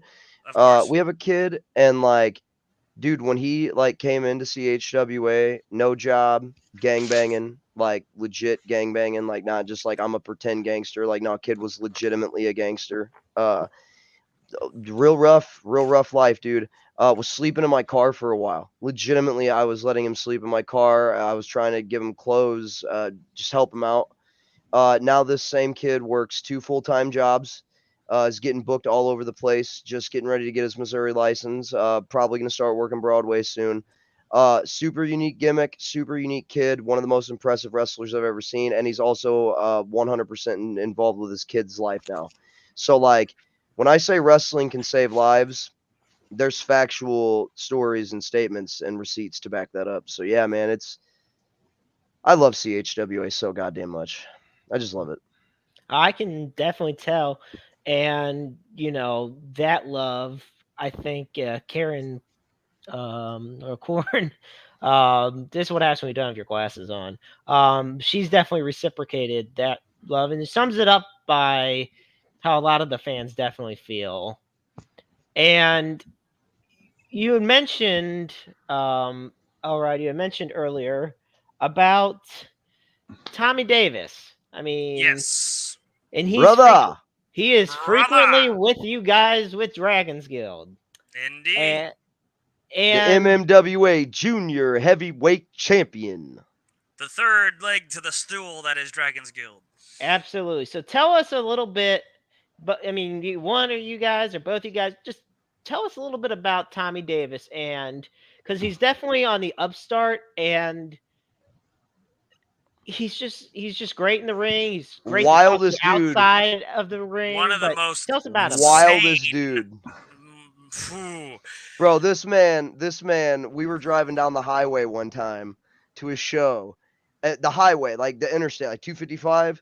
Yeah. This man legitimately was like, dog, I gotta pee and I can't hold it. Opened the sunroof of his car and took a leak going 75 miles an hour, bro. He's the wildest man, but no, listen, this man, one of the hardest working kids. He's 20 years old. He's just man, he's family, dude. He's family. He is legitimately one of me and Elride's best friend. Like he is awesome. And like, man, he is wild in the ring, dude. He is. I'm telling you right now. Like I'm calling my shot right now. You'll reference this show 5 years from now because Tommy is going to be somewhere major. Like he's going to be like ROH, AW. Like he is a huge star in the making, and like his technical ability is insane.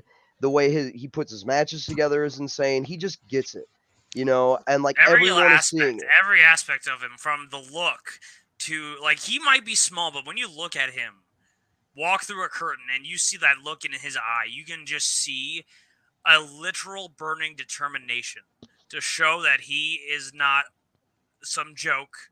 He is a force to be reckoned with in the wrestling business, and he's going to prove it and go balls to the wall every time.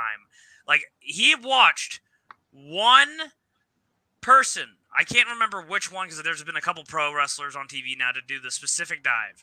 But he watched the suicide dive where you front flip at the same time through the ropes. And he watched it once. Next thing you know, I'm going to try that. I'm like, should we get the crash pad? No, I'm just going to do it in the match. I'm like, excuse me. This is not how we do things. Like, that's not how wrestling works. Like we talked earlier. You don't just go and make a match and then go, we're going to try a new move. We're going to do it for the first time in this match. No, he just did it. And it Works looks for him. great. And he hits it every time. And it's insane. Flawlessly, might I add. Like, I saw a clip from the last Dynamo show just this past weekend. And he looks like he's going to clip those ropes every time with those high, like the heels of his feet. And he hit Surge full on. Perfect. And it's like a torpedo coming at you, dude. I'm telling you. If you called, well, he's a very hairy torpedo. Yes, he is. He's like if you took Sonic the Hedgehog and put his energy into a human being. Like, that's what he is. Yes, that's a very accurate. Yeah, no, Tommy's awesome. Like, full crackhead energy, and when you get him in a good mood, you cannot calm him down. He is going to run around. He's going to scream. He's going to make dumb jokes. He's going to do dumb voices. You're going to hear him laugh everywhere. Oh, it's great. He is one of the most just ball of fun energy, man, and it's God, I love that kid so much. I'm so happy to have him in Dragon's Guild, and just more happy to be his friend outside of wrestling, because like, you guys great. don't understand like how much this guy, like, he never really worked even a merch table. Like, usually he doesn't even have his own shirts, which is a freaking war crime. He should have something to sell. And he has, at just the last few shows, stood for the first time behind a merch table. And he comes back later with the biggest smile because he's like, I'm a salesman. And he's just got like a couple bucks in his hand. And it's just the most, like, every little thing he can find joy in. And it is so glad to see that he is part of like our family. And he's in this, for a lack of better words, an actual brotherhood. Take that, Cruz, Blade, and Cayman. But it's just like he has become instantly one of our best friends since the first day we brought him in. And like, I'm just gonna say we have a couple really cool shirt design ideas coming out soon in our hopefully not too long into the future for Dragon's Guild. So stay tuned for that.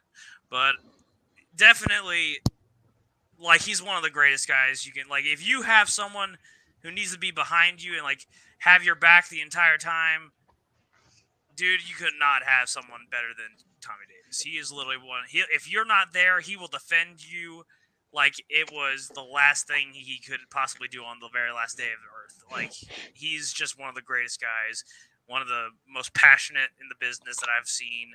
And he's he's an inspiring guy. Like, he went to Dynamo to start training a lot sooner than we did after our super long hiatus from them. And if it weren't for him, I don't think I'd probably be back in there. I don't know if Chris would be back in there. I don't think we would be close to where we are. We probably wouldn't have these belts.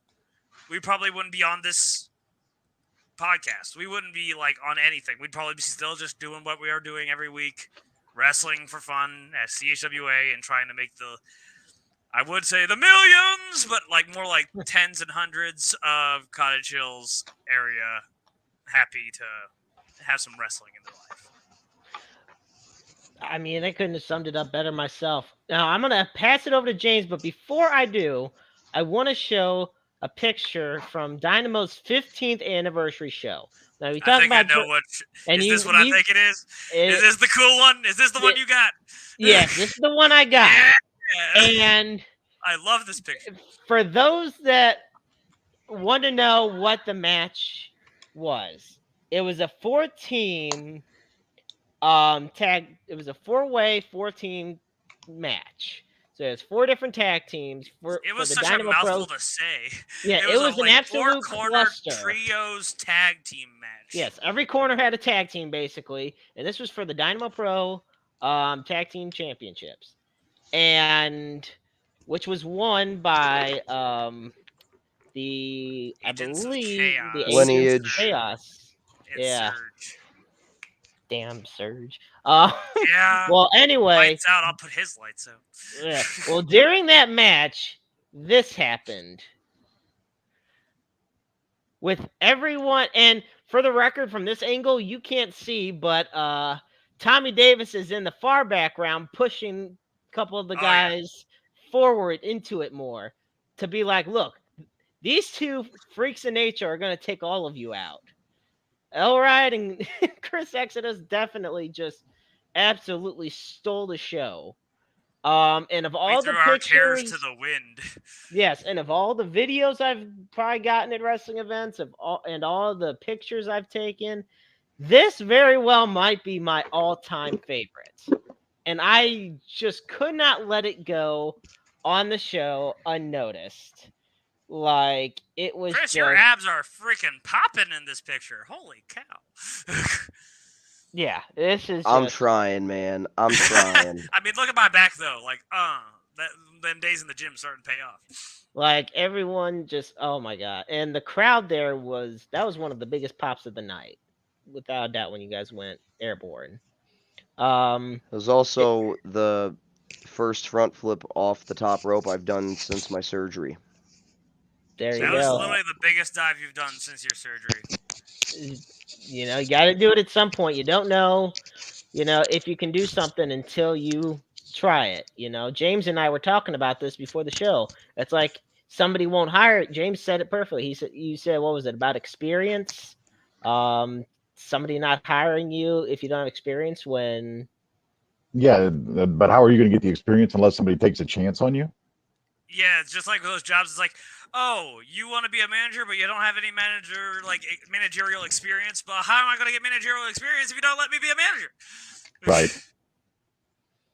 James, you got anything you would love to add to these Well, amazing guests? I think my question was, of course, before my technology went haywire over here, was we were talking about just like the upbeat and the tempo of a match, and I think two of my favorite tag teams just like on the big stage. I'm a big Street Profits fan, and I absolutely love the Usos just because the energy they bring. When you guys look at when you're watching wrestling on television or at a live event, who are your like the tag teams that stand out to you guys that you hope to emulate? So Christian, want to go I ahead have and take two care of this answers. I have one? two answers for this. So the first answer, this has been the answer since day one, the Motor City Machine Guns. They're Okay. Ooh, me and Elride's favorite tag team. They're, in my opinion, the most fluid tag team of all time. Everything they do is literally flawless. Both guys, as singles wrestlers, are also flawless, and they're still going strong today in Impact, which is awesome. Right. The Right. second team, and this is just for me, I don't know if this is for Elride too. I have always loved Red Dragon. Like, I don't know what it is about just the way they do everything, but everything they do looks so legit. Everything they do looks so believable. And both guys just have this aura about them that when they come through the curtain, like, even if they're opening match, third match, co main event, main event, whatever, it is time for the show. You know what I mean? Like, it is time to watch tag team wrestling.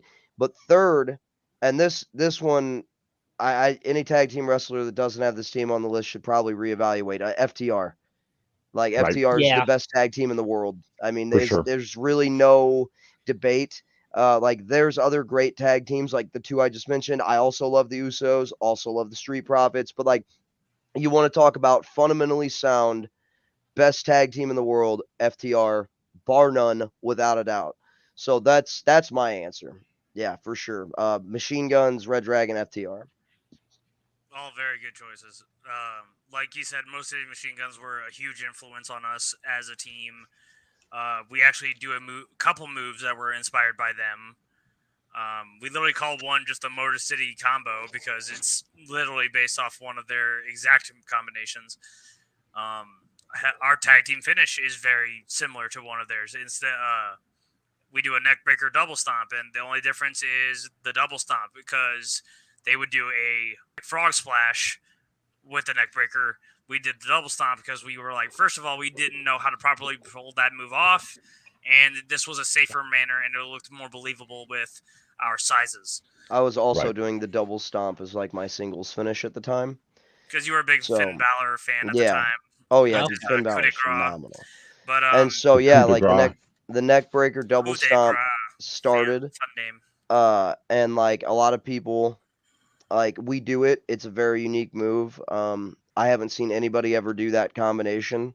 At least not that I've ever seen. It could be out there, obviously. Like So we've don't seen a lot of crucify new me. moves lately showing up. Like in NXT, I saw she's not going by Casey Catanzaro anymore. It's like Katana Chance and her partner do a 450 splash into a neck breaker. I'm like, oh, gotta one up. I can do a 450 splash, but I'm not gonna make my partner hold them in a neck breaker because Yeah, and then they gotta get a lot lower limbo. But and we also we wanted to do something that we could do to everybody. And yeah, realistically, Elride could grab anybody for a neck breaker, and I can double stomp some people's chests in. So it works, and every time we do it live, so nobody's ever kicked out of it. Like that's a real thing. Like legitimately, nobody's ever kicked out of it. Everybody knows when they see that's it. That's the end game over. Roll the credits, maestro. Like that's it. So it's a pretty established move. We do call it the Tails of the Dragon. A lot of people don't call it that. I wish they did. a lot of We've given people notes to have just gone by commentators, but specifically what the name of the moves are, but we're trying to definitely take the time to establish names for our moves because it's just like the coup de grace. somebody's it's not talking no shit on Instagram or something because my Instagram is just exploding right now. I'm just getting follow after follow, and either a lot of wrestling fans are following me or someone's talking shit. You know? It's just I think possibly just you because I only got one follow, but that's because I'm not important and you're the better looker. But don't give me that look. But back to the original question. Definitely love the Motor City Machine Guns. I'm very impartial when it comes to a lot of tag teams because I've very rarely found a team that just smashed in my head right enough to where I like them, whether it be thematically, if it be how they did things, maybe. I mean, I loved watching matches of the Wild Samoans. I love a lot of the classic Samoan gimmicks, and I've liked to try to take influence from some of them. I loved Umaga, may he rest in peace. Umaga was literally one of my favorites. I loved his feud with Bobby Lashley back in the day. I did too. That was a really good feud. Like when Lashley jumped and knocked a whole steered him through the wall cage. Yes, on top of him and everything. Like those were great times. So it's like I love a bunch of characters, and I like to say I love characters. I love the almost so gimmicky of a thing that's like that wouldn't possibly exist in real life, but it's something like that. That's why I like wrestling. I like to see things that aren't realistic in a way. Like obviously you want the wrestling to look realistic, but I like the character to look unrealistic. That's why I liked Lucha Underground when it was on TV.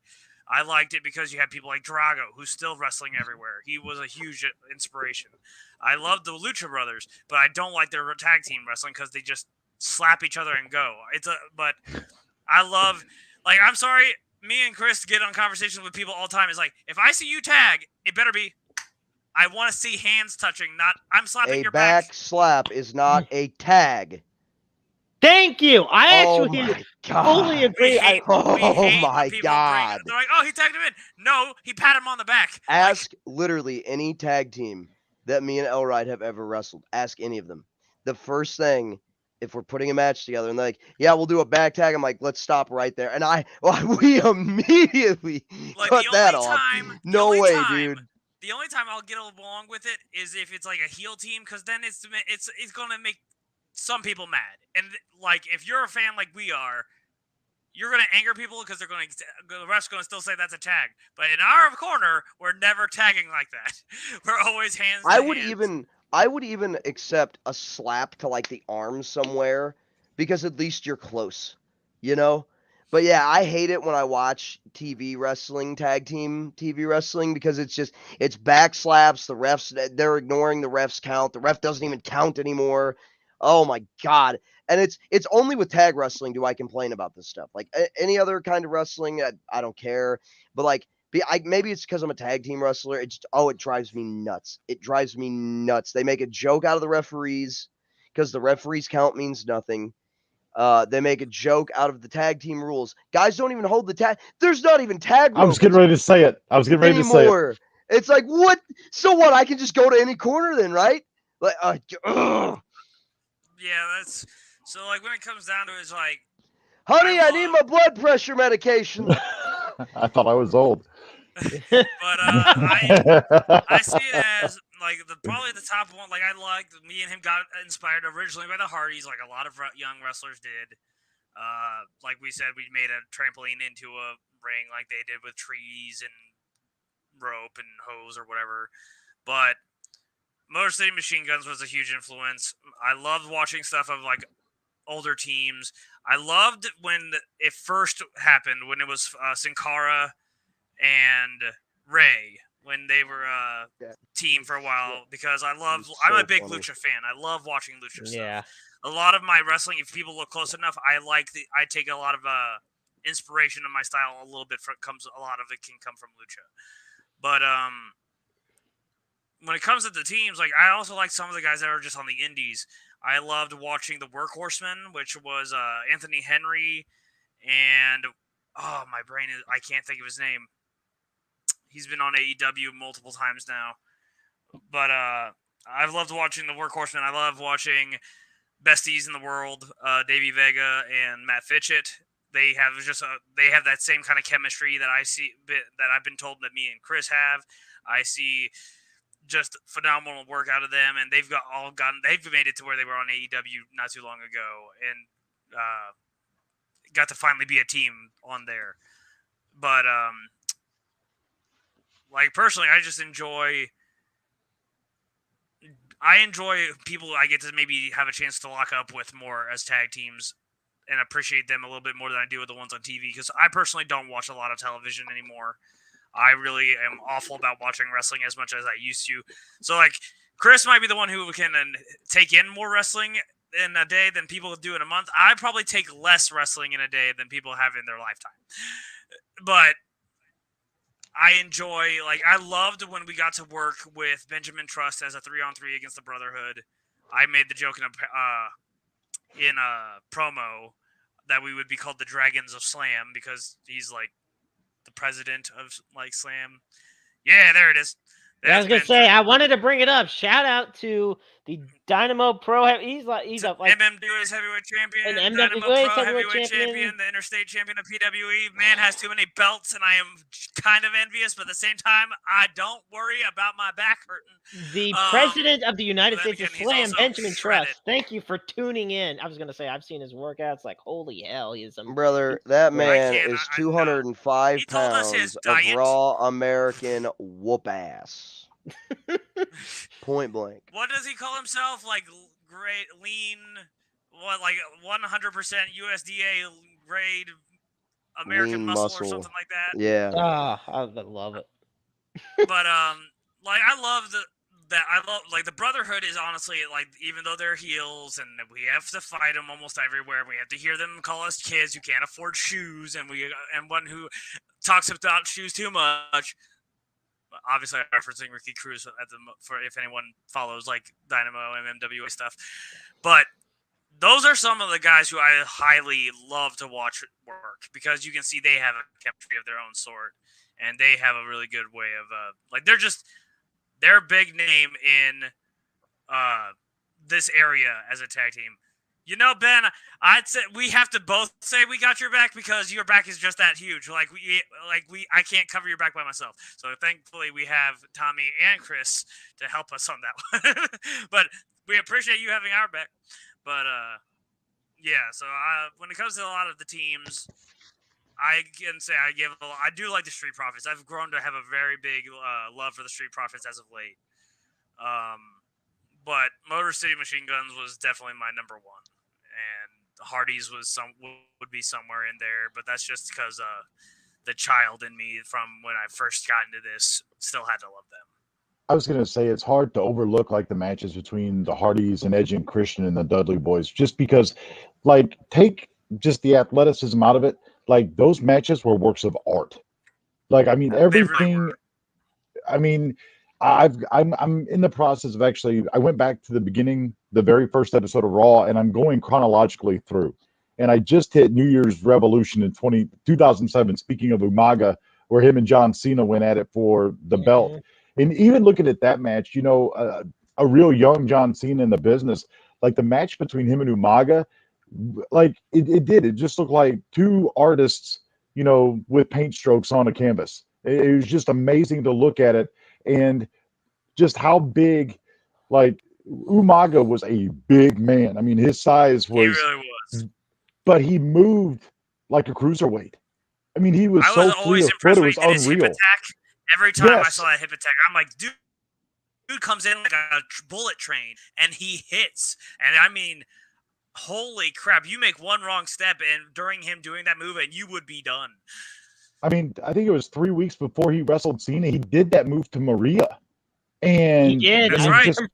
It if you was. remember that, and I'm just sitting there Oh, going, "You've got to be kidding me!" But it was, everything he did was so precise.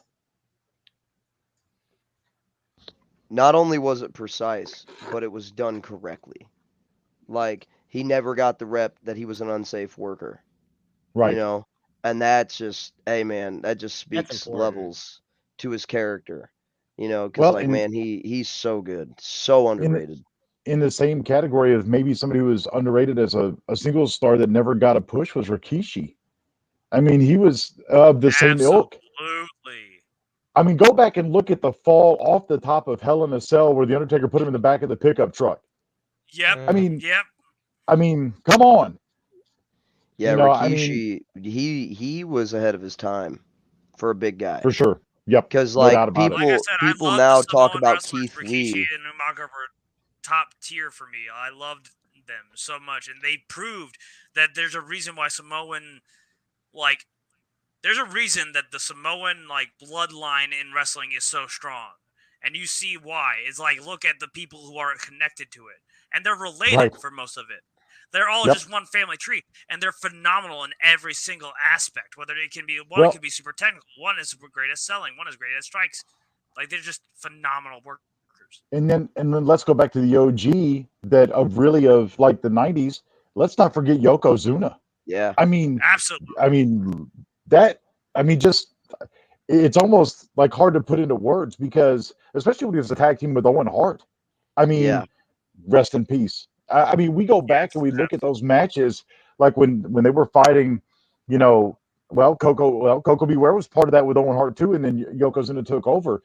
But they're fighting guys like Ricky Morton and Robert Gibson. Whenever Cornette tried to bring the Smoky Mountain Wrestling into Yep. WWF at the time, and just being able to hang with those guys that could move like that, and then you've got Yokozuna that's sprinting across the ring and hitting. Yeah. I mean, Well, and that's what we everybody talks about, like right now, like Keith Lee, like how Keith Lee is just yes, an extraordinary guy, and he is. But like, man, Yokozuna, Rikishi, Umaga, they paved the way for Keith Lee to do what he does, right. and that's I feel like that never gets brought up. Like there's a handful Bam Bam Bigelow's another one. I actually have a really cool, like personal Go, Bam Bam Bigelow story. But really, yeah, Bam Bam Bigelow saved my neighbor's life. Like legitimately saved my neighbor's life. Yeah. I'll make it really short. Basically, my neighbors went on a camping trip.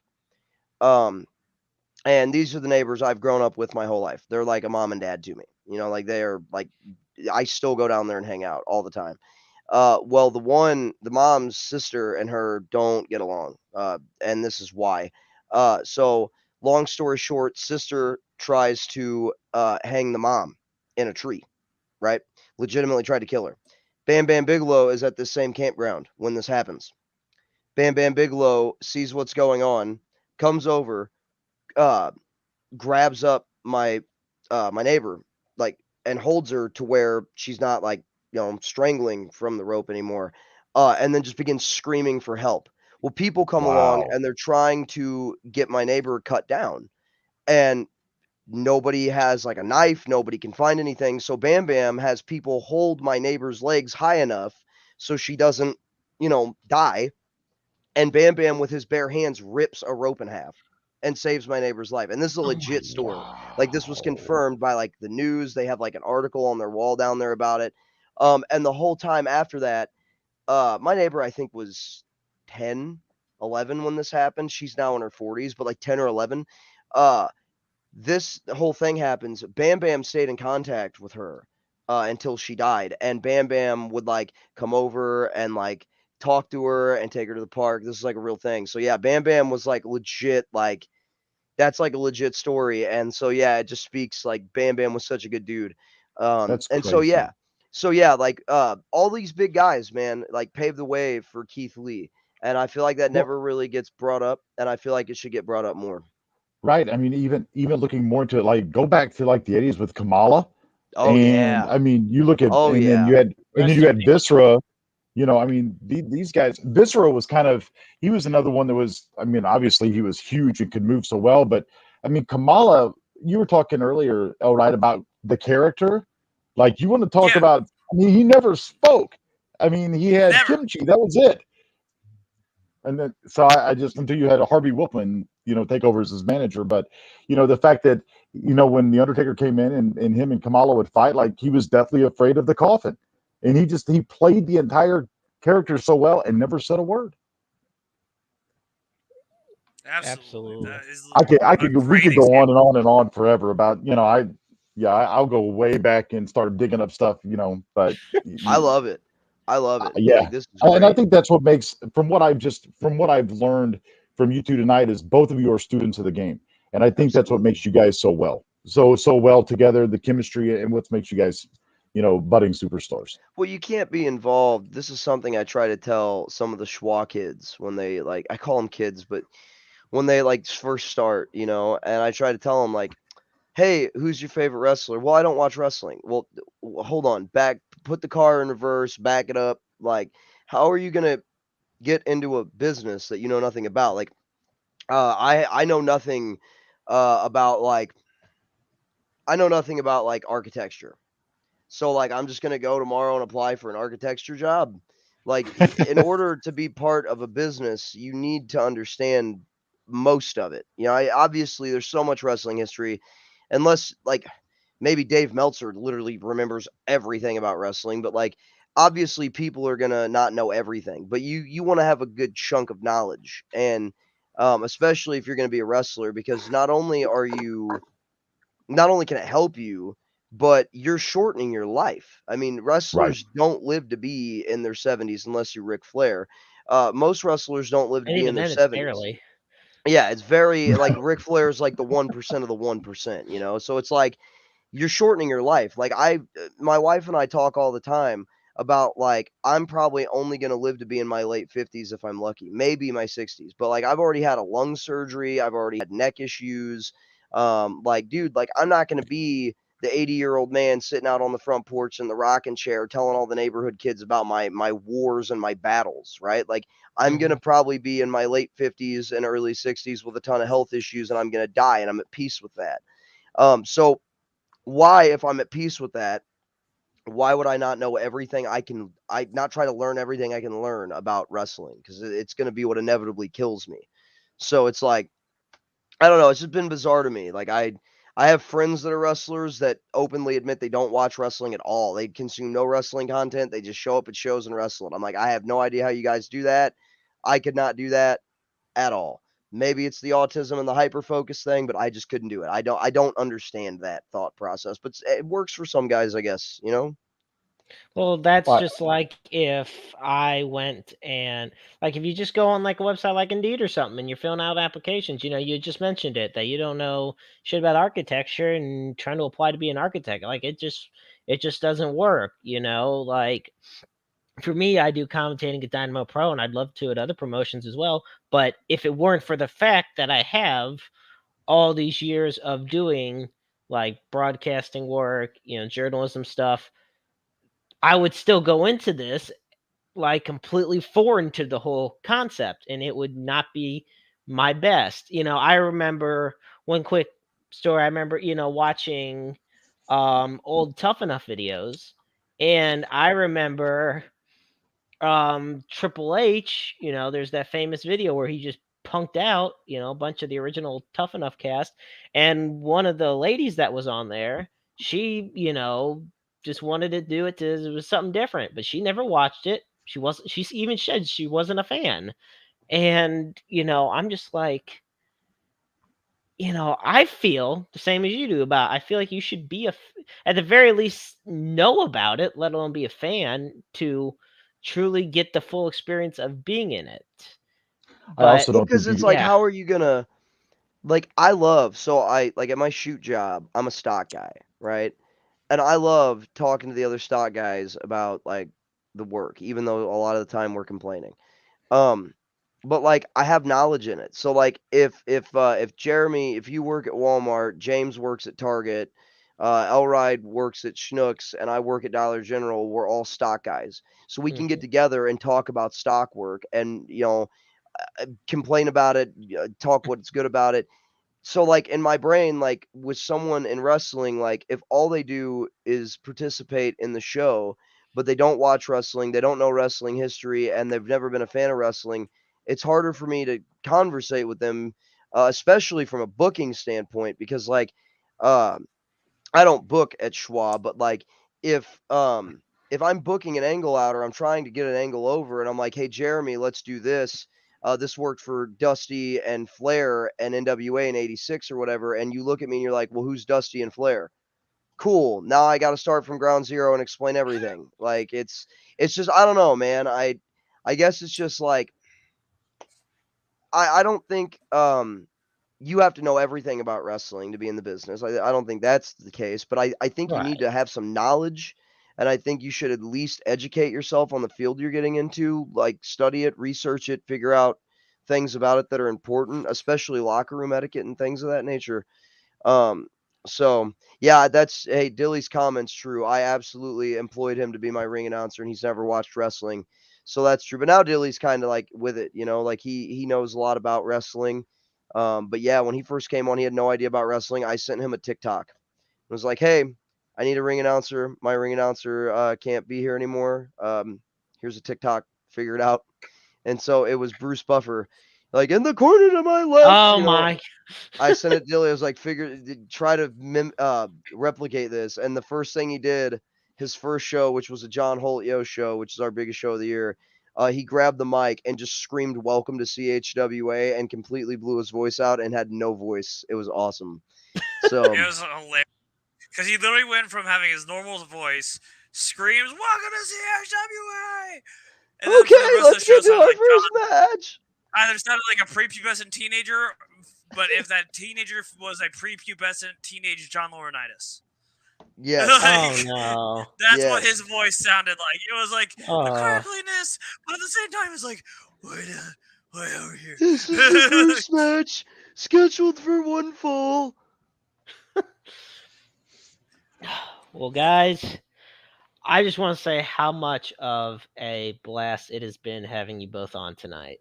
Like it really has We been. appreciate you having Dude, us on for real. yeah, Like you it's guys having amazing to us be on able to is have an crazy. opportunity to spread any bit of our story because maybe our story helps motivate somebody. Maybe it helps spread the little things that we carry throughout this whole thing, like talking about like the suicide prevention, talking about just helping your community, helping out your fellow wrestlers, fellow rookies, and everything. So just giving us If we this got time, opportunity.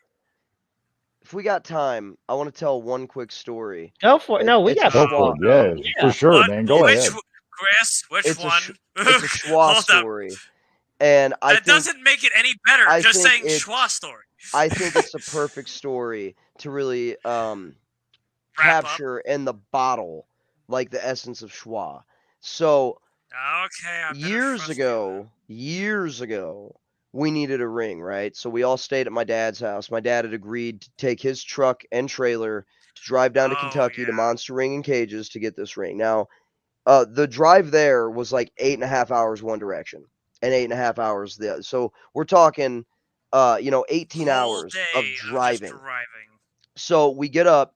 I didn't sleep. Everybody else slept. I did not sleep a wink that night because I was bouncing off the walls, dude. And I called off school and stuff to go. And we get in the truck and we drive. We start driving like 3 in the morning, and we are just hauling balls down to Kentucky. Right, we're just hauling balls, and the whole way there, it's me and Elride and VDP. And I always in my brain think Jake Gold went, but I'm always corrected that he didn't. But I swear to God, I thought he went. But there was two other No, guys in he the car. wasn't. There was 2 other guys in the car. They don't work with us anymore, but they were in the car. They're hilarious characters, I'll say that.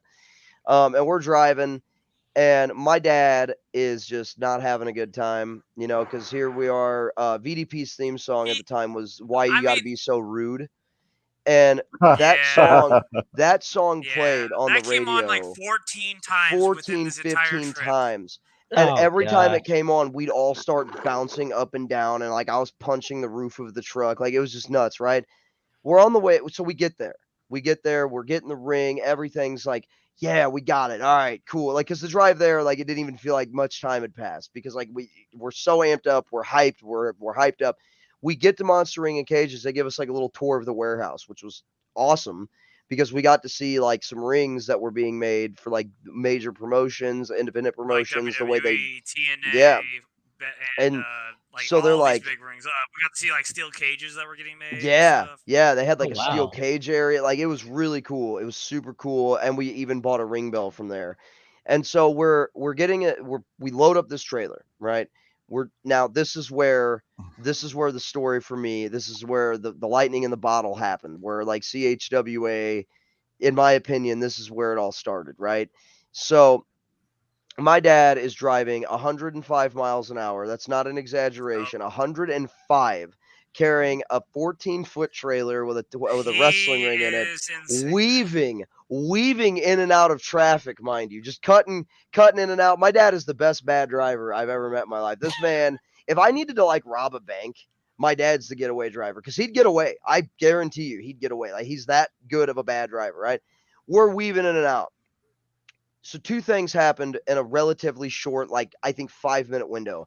The first thing that happened is as my dad is doing one of these maneuvers, Rude comes on the radio. And so I don't know whose idea this was, and whoever's idea it was, this is the dumbest thing you could have possibly done. They put me in the front center. So I am right next to the driver of this truck, or as I called it at the time, the death box, because we're driving in this huge Chevy truck with a trailer, and we're driving 105, and I'm bouncing up and down, punching well, I end up kicking the truck into neutral whenever we're By weaving. accident. So the truck loses momentum immediately because my dad's on the gas, nothing's happening. So my dad's like, "Hey, whoa, we're about to wreck," right? So that happens, and I'm like, "Sorry, Dad." And of course, I'm like 18, so I'm like, "Oh, sorry, Dad," thinking that's gonna fix it. Now, meanwhile, he's over He here like just looks, this dude. fucking kid, Well, as soon as we got out of, like, he got us into, like, it was like a Lowe's parking lot back in Illinois, something like that. We finally get back. I immediately get out of the car and start kissing the ground, thanking Kissing the the world that ground. still. I mean, legitimately, I could have been Frenching that thing. I was happy with that. The pavement was like I was touching pavement. So the other And thing that he happened got in the this 5-minute biggest death window. glare. So the other thing that happened in this 5-minute window, so I kicked the truck up into neutral, right? My dad ends up getting it back into park. We drive for about, like I said, 5 minutes. The gas light comes on. Because my dad is one of those stubborn people that won't pull over at half a tank to get a tank on the road. No, we're going to drive till we're on empty, right? So we're all looking around for a gas station. We're in the middle of BFE, in the middle of Kentucky, have no idea where we're at. We literally So are we in see the an middle exit of sign. nowhere. We see an exit sign. It's like exit 5, 29 miles. So we're just, my dad is full pedal to the floor, just driving, praying out loud to God, praying out loud. Like, God, just please let us make it to the gas station. Because in my head, I'm like, all right, if we run out of gas, like there's no, like, this isn't like if you're a town over from home. You know what I'm saying? No, like, you we're can call a a buddy whole and, hey, couple bring me a states gas away. can. We are like almost 9 hours away from our house, right? And so Oh no. we're driving, dude. We take the exit, and the truck starts. It's starting to like sputter, and I can see the gas station. We're coasting, and I'm like, "Put it in neutral. Put it in neutral." So my dad puts it in neutral. Man, we're going, and there's a truck coming. Where if we stop, we're gonna have to push it. So my dad pops it back into drive and just stomps it, cuts this truck off, weaves through a lane of traffic into the gas station.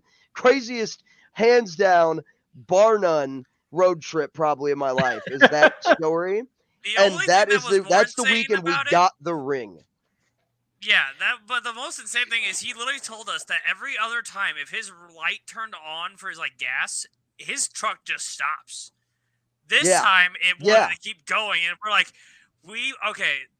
I don't mean to make it like this go longer than it has to, but we said that we got blessed by our brother we lost to brain cancer, because that's why we have a John Holt show. His name was John Holt, because we were like, we got this ring to have the first ever John Holt show, and so we were like, John, don't you rib us like that ever again, because we Don't just do it to barely us. made it to the gas station in time. Oh, he was definitely messing with us the whole trip. That's the thing. It was Oh, great. he messed the entire trip. It was great. And then we got See, at back, least set that, the like, ring hey, up, and Dad at least liked the beginning when it was playing like Bon Jovi on the radio. It's just when Root Yeah. started playing 18 times that he yeah, didn't. the whole way down there, my dad was chilling. Everyone was having fun. That drive back, I remember it was really recently. I was like, "Hey, Dad, we might be ordering a new ring for Monster Rings and Cages." And before I could finish it, he was like, "That's great, kiddo. Dilly has a truck. I'm not going." That's the first thing he said. How do I argue with him? You know. So yeah, it was great. And I just, man, anybody that hasn't watched the CHWA show, you need to. The Sadie Blaze put it best. The environment is just infectiously fun.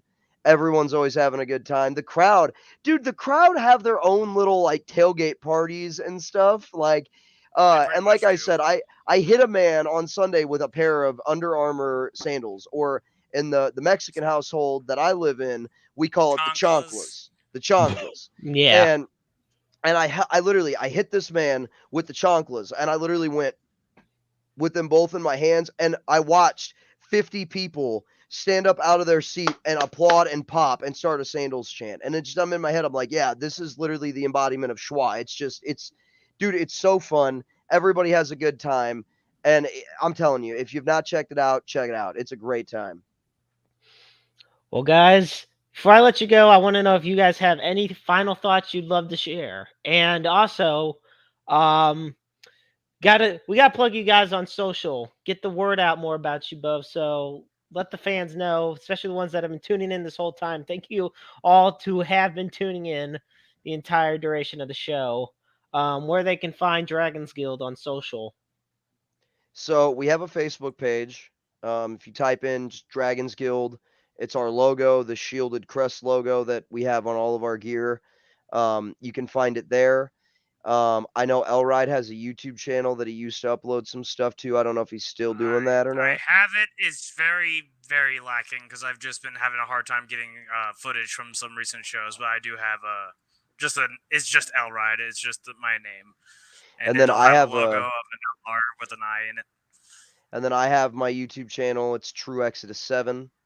And that is also the name of my Twitch channel because, as you can probably tell, that's a thing that goes on pretty regularly. I stream on Twitch. A lot of the people in my Twitch chat are Schwa fans and some of the Schwa wrestlers. We have a good time. It's a variety stream. And then you can also, every Thursday, you can find me and Elride being featured on the Cottage Hills Wrestling Alliance professional show that is posted on the Cottage Hills Wrestling Alliance YouTube page. There is two of them. There is the old one, which literally has 2016 in the logo. That's all the kind of old building backyard stuff that we used to do, and we didn't want to get rid of that channel because there's a lot of memories. Have the obviously more current logo as it'll have our new rainbow colored logo on there, which you shared earlier.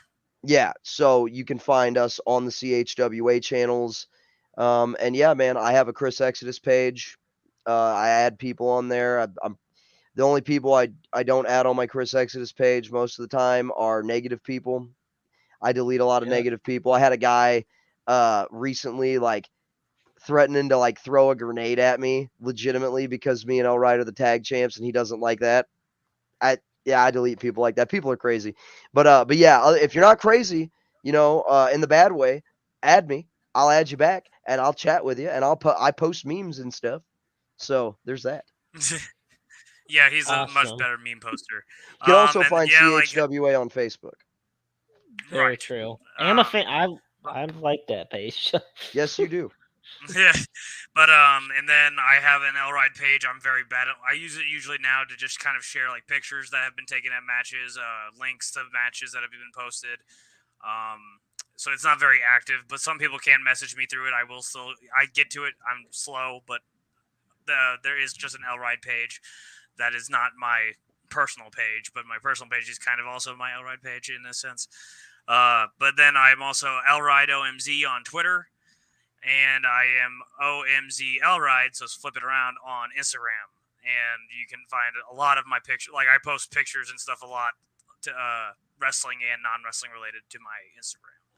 And Yeah, that I'm can on involve some of Instagram, but our crazy antics.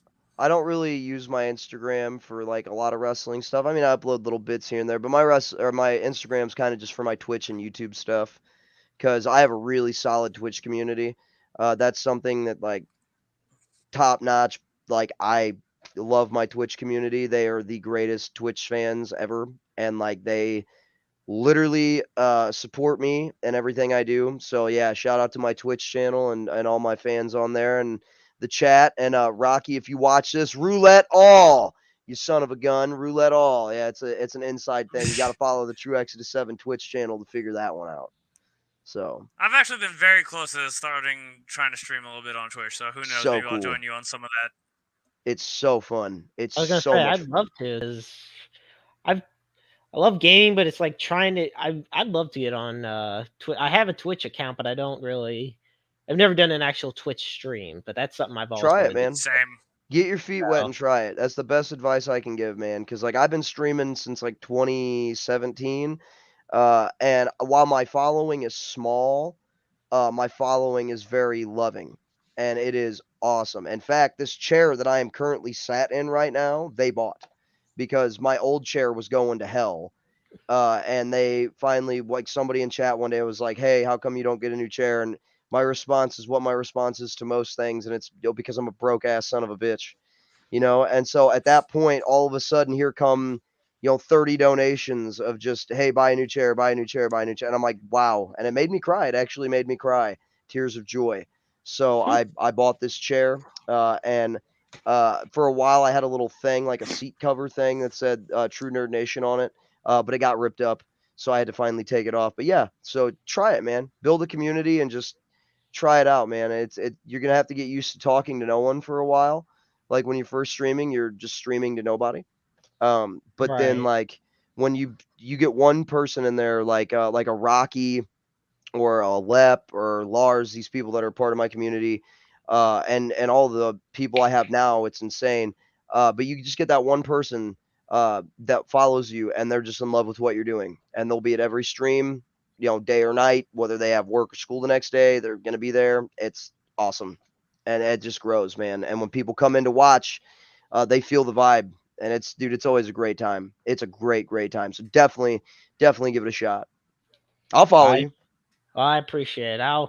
If I haven't already followed you on Twitch, I'll be sure to tonight. Hell yeah, man. Well, Appreciate it. guys, it has been an absolute pleasure. I know James has definitely enjoyed this. He definitely he was watching some of your guys' stuff before the show, and I've had the pleasure of seeing you guys in action in person. So, and I look forward to more in the future. But no, thank you guys so much for being on this Now, thank evening. you for having us, man. The No, pleasure's seriously, all thank you ours. so much for having us on here because, like, it's an honor to be one of the first guests of you guys bringing this back up. I'm super excited about To it. even be I was thought of is fantastic. So thank you so much. Oh, it's our pleasure, and we can't wait to have you guys on again in the future, without a That'd be doubt. cool. More That'd be than cool. So, definitely. Maybe next time we come on, we'll talk video games and stuff. That sounds like a fun, interesting side I topic was to gonna get into. say, top sports games, all wrestling stuff. I mean, the list is endless of things we could talk about. So Sweet. we look And forward James, to we'll have to talk baseball sometime, man. I'm a huge baseball guy myself. So Sounds good. hell it. yeah. All Well, right. gentlemen, thank you for having us. I really do appreciate it. Thank you to everybody that tuned in too. I really appreciate that too. CHWA for life, man. CHWA for life, ladies and gentlemen. L. Wright and Chris Exodus, otherwise known as Dragon's Guild. Good night, gentlemen. Good night. Good night, guys. Good night, everybody.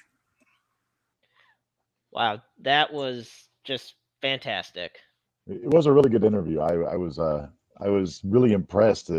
Just it's kind of cool to pick. Brian, you go back and talk history. Wrestling wise too, and you just see how much that a lot of guys that are in the independent rankings now and stuff that are trying to get up. Like you have to be a student of the game, because if not, I mean, ultimately, to quote a very a very popular click back in the day, if not, evolution will pass you by. Very true. Gee, I wonder which group came up with that. Geez, I Uh, have no clue. Straight Edge Society. I knew it. No. Oh, Well, let's go geez. to James. What is our All Star game looking like? The Tony Gonsolin of the Dodgers sucks. He gave up 3 runs to the American League, and the AL lead the NL 3-2 in the bottom of the seventh with 2 outs. So, Well, I get a kick out of the fact that the reason that the National League is losing is because of a Dodger pitcher blowing the lead at Dodger Stadium. right, right. But no, A, no, no, wait, they're the best team in the National League, right? a Dodger pitcher that got hammered by the Cardinals no longer than a week ago, and then the bullpen blew that 6-run lead and lost that game. Uh I huh. I have no words. And there's Nope. 2 outs in the bottom of the seventh right now. Yep. And I believe if I remember, Ian Happ is at the plate. But Yeah, the American League's going to the bullpen here. oh, great. Well, I know. For those that don't know, I believe it's on Fox, so we'll see how that game keeps going as we enter the tail end of it. But overall, this has been an outstanding premiere episode for the second season of Roundabout Sports. Like I've enjoyed it. I'd like to think you have too. I thoroughly enjoyed it until my computer and my headphones died, and then the computer decided they didn't want to play the audio through the speaker. So yeah, I was frantically trying to. I felt like it was a NASCAR pit stop over here, where I was trying to change the oil and change the tires and put gas in the car all at the same time. So, but yeah, I really did enjoy it, and I think that you know, like I said, it's interesting that how much I don't know. I mean, I would think that like in any walk of life, but more so one where it's kind of a specialized like wrestling, obviously, or even like me, being a sports official, or as you mentioned, like broadcast journalism, you have to be a student of the game. Like, when I got into broadcast journalism, like obviously growing up, it was my favorite was Jack Buck, and Bob Costas and those guys, and even going even further back, to guys like Al Michaels. And Oh, I I can't love. tell you, He's my I favorite. I can't tell you how many times I've watched The Miracle on Ice just because of the way he called that game, him and Ken Dryden. Um, you know, to me, it's and even being, like I said, being a sports official, like not everybody was a fan of Jerry West, but I've gone back and I go to like Major League Baseball games now, or NHL games, or watching an NFL game on TV. Yeah, I still enjoy the game because I have teams that I'm fans of. But if I'm at Busch Stadium, like I'm also paying attention to the umpires. Just like for them, if they're watching, I mean, going back and guys like he was talking about, the Wild Samoas and stuff like that, and their tag team technicians in the ring. I think that being a student of that stuff, you have to have an idea and be a student of what you're getting into to really perfect it and to excel. I mean, I think that's what it comes down to. Without a doubt. Well, with that, I'm gonna do it like I told now earlier in the show when we had Chris and Elright on. We brought up the national. It's the suicide and crisis hotline, and at the end of every show we do this. I know you've been on when I've done it before, but for those that haven't, um, the number on the script at the ticker below is the number for the suicide and crisis lifeline. The number's now changed this month to just 988. That's all you got to do to dial is 988. Understand that in life, you know, you are never alone. You know, Chris had really gotten personal on the show with a lot of the struggles he's went through and how he was able to get the help. Um, you know, I've struggled a lot in my life. I know James has had his share of struggles. Everybody goes through tough times. Just know that you can be tougher. And there's always someone there to listen. The line is open 24/7, 365, 366 on leap years. And, you know, you're always loved. And sometimes it's hard to feel like that. I get that. Just know deep down, someone always loves you and you are always thought of by someone. And I want to personally thank James for being alongside me through all this, you know, through everything that's been going on lately. And um, the excitement he had when we decided he'd be the new co-host of Roundabout Sports. And also be sure to check him out when he not only does his amazing insider work with us at Interstate 70 Sports Media, but also when he hosts his show, The Strike Zone, which you can find on our official Facebook page at Interstate 70 Sports Media. And that will return tomorrow night as we break down the first half of the St. Louis Cardinals and look forward to the second half of the season as well. And we're going to work on getting that on the YouTube, the Interstate 70 Sports Media YouTube channel as well. So you can check that out also. Also, check out Cardinals on the Cuff. Andy Cockrell, who does a phenomenal job with us as well at the team. I mean, just everybody that's a part of the I-70 Sports Media team just does a great job. And, you know, shout out to Parker Bina, who has been doing a lot of interviews with the E2G Network podcasts. And so, with all of that, all I have to say is I'm Jeremy Karp. He's James Knox. And remember, life is a book full of empty pages just waiting to be written in. Make your lives worth reading. God bless, and good night, everybody.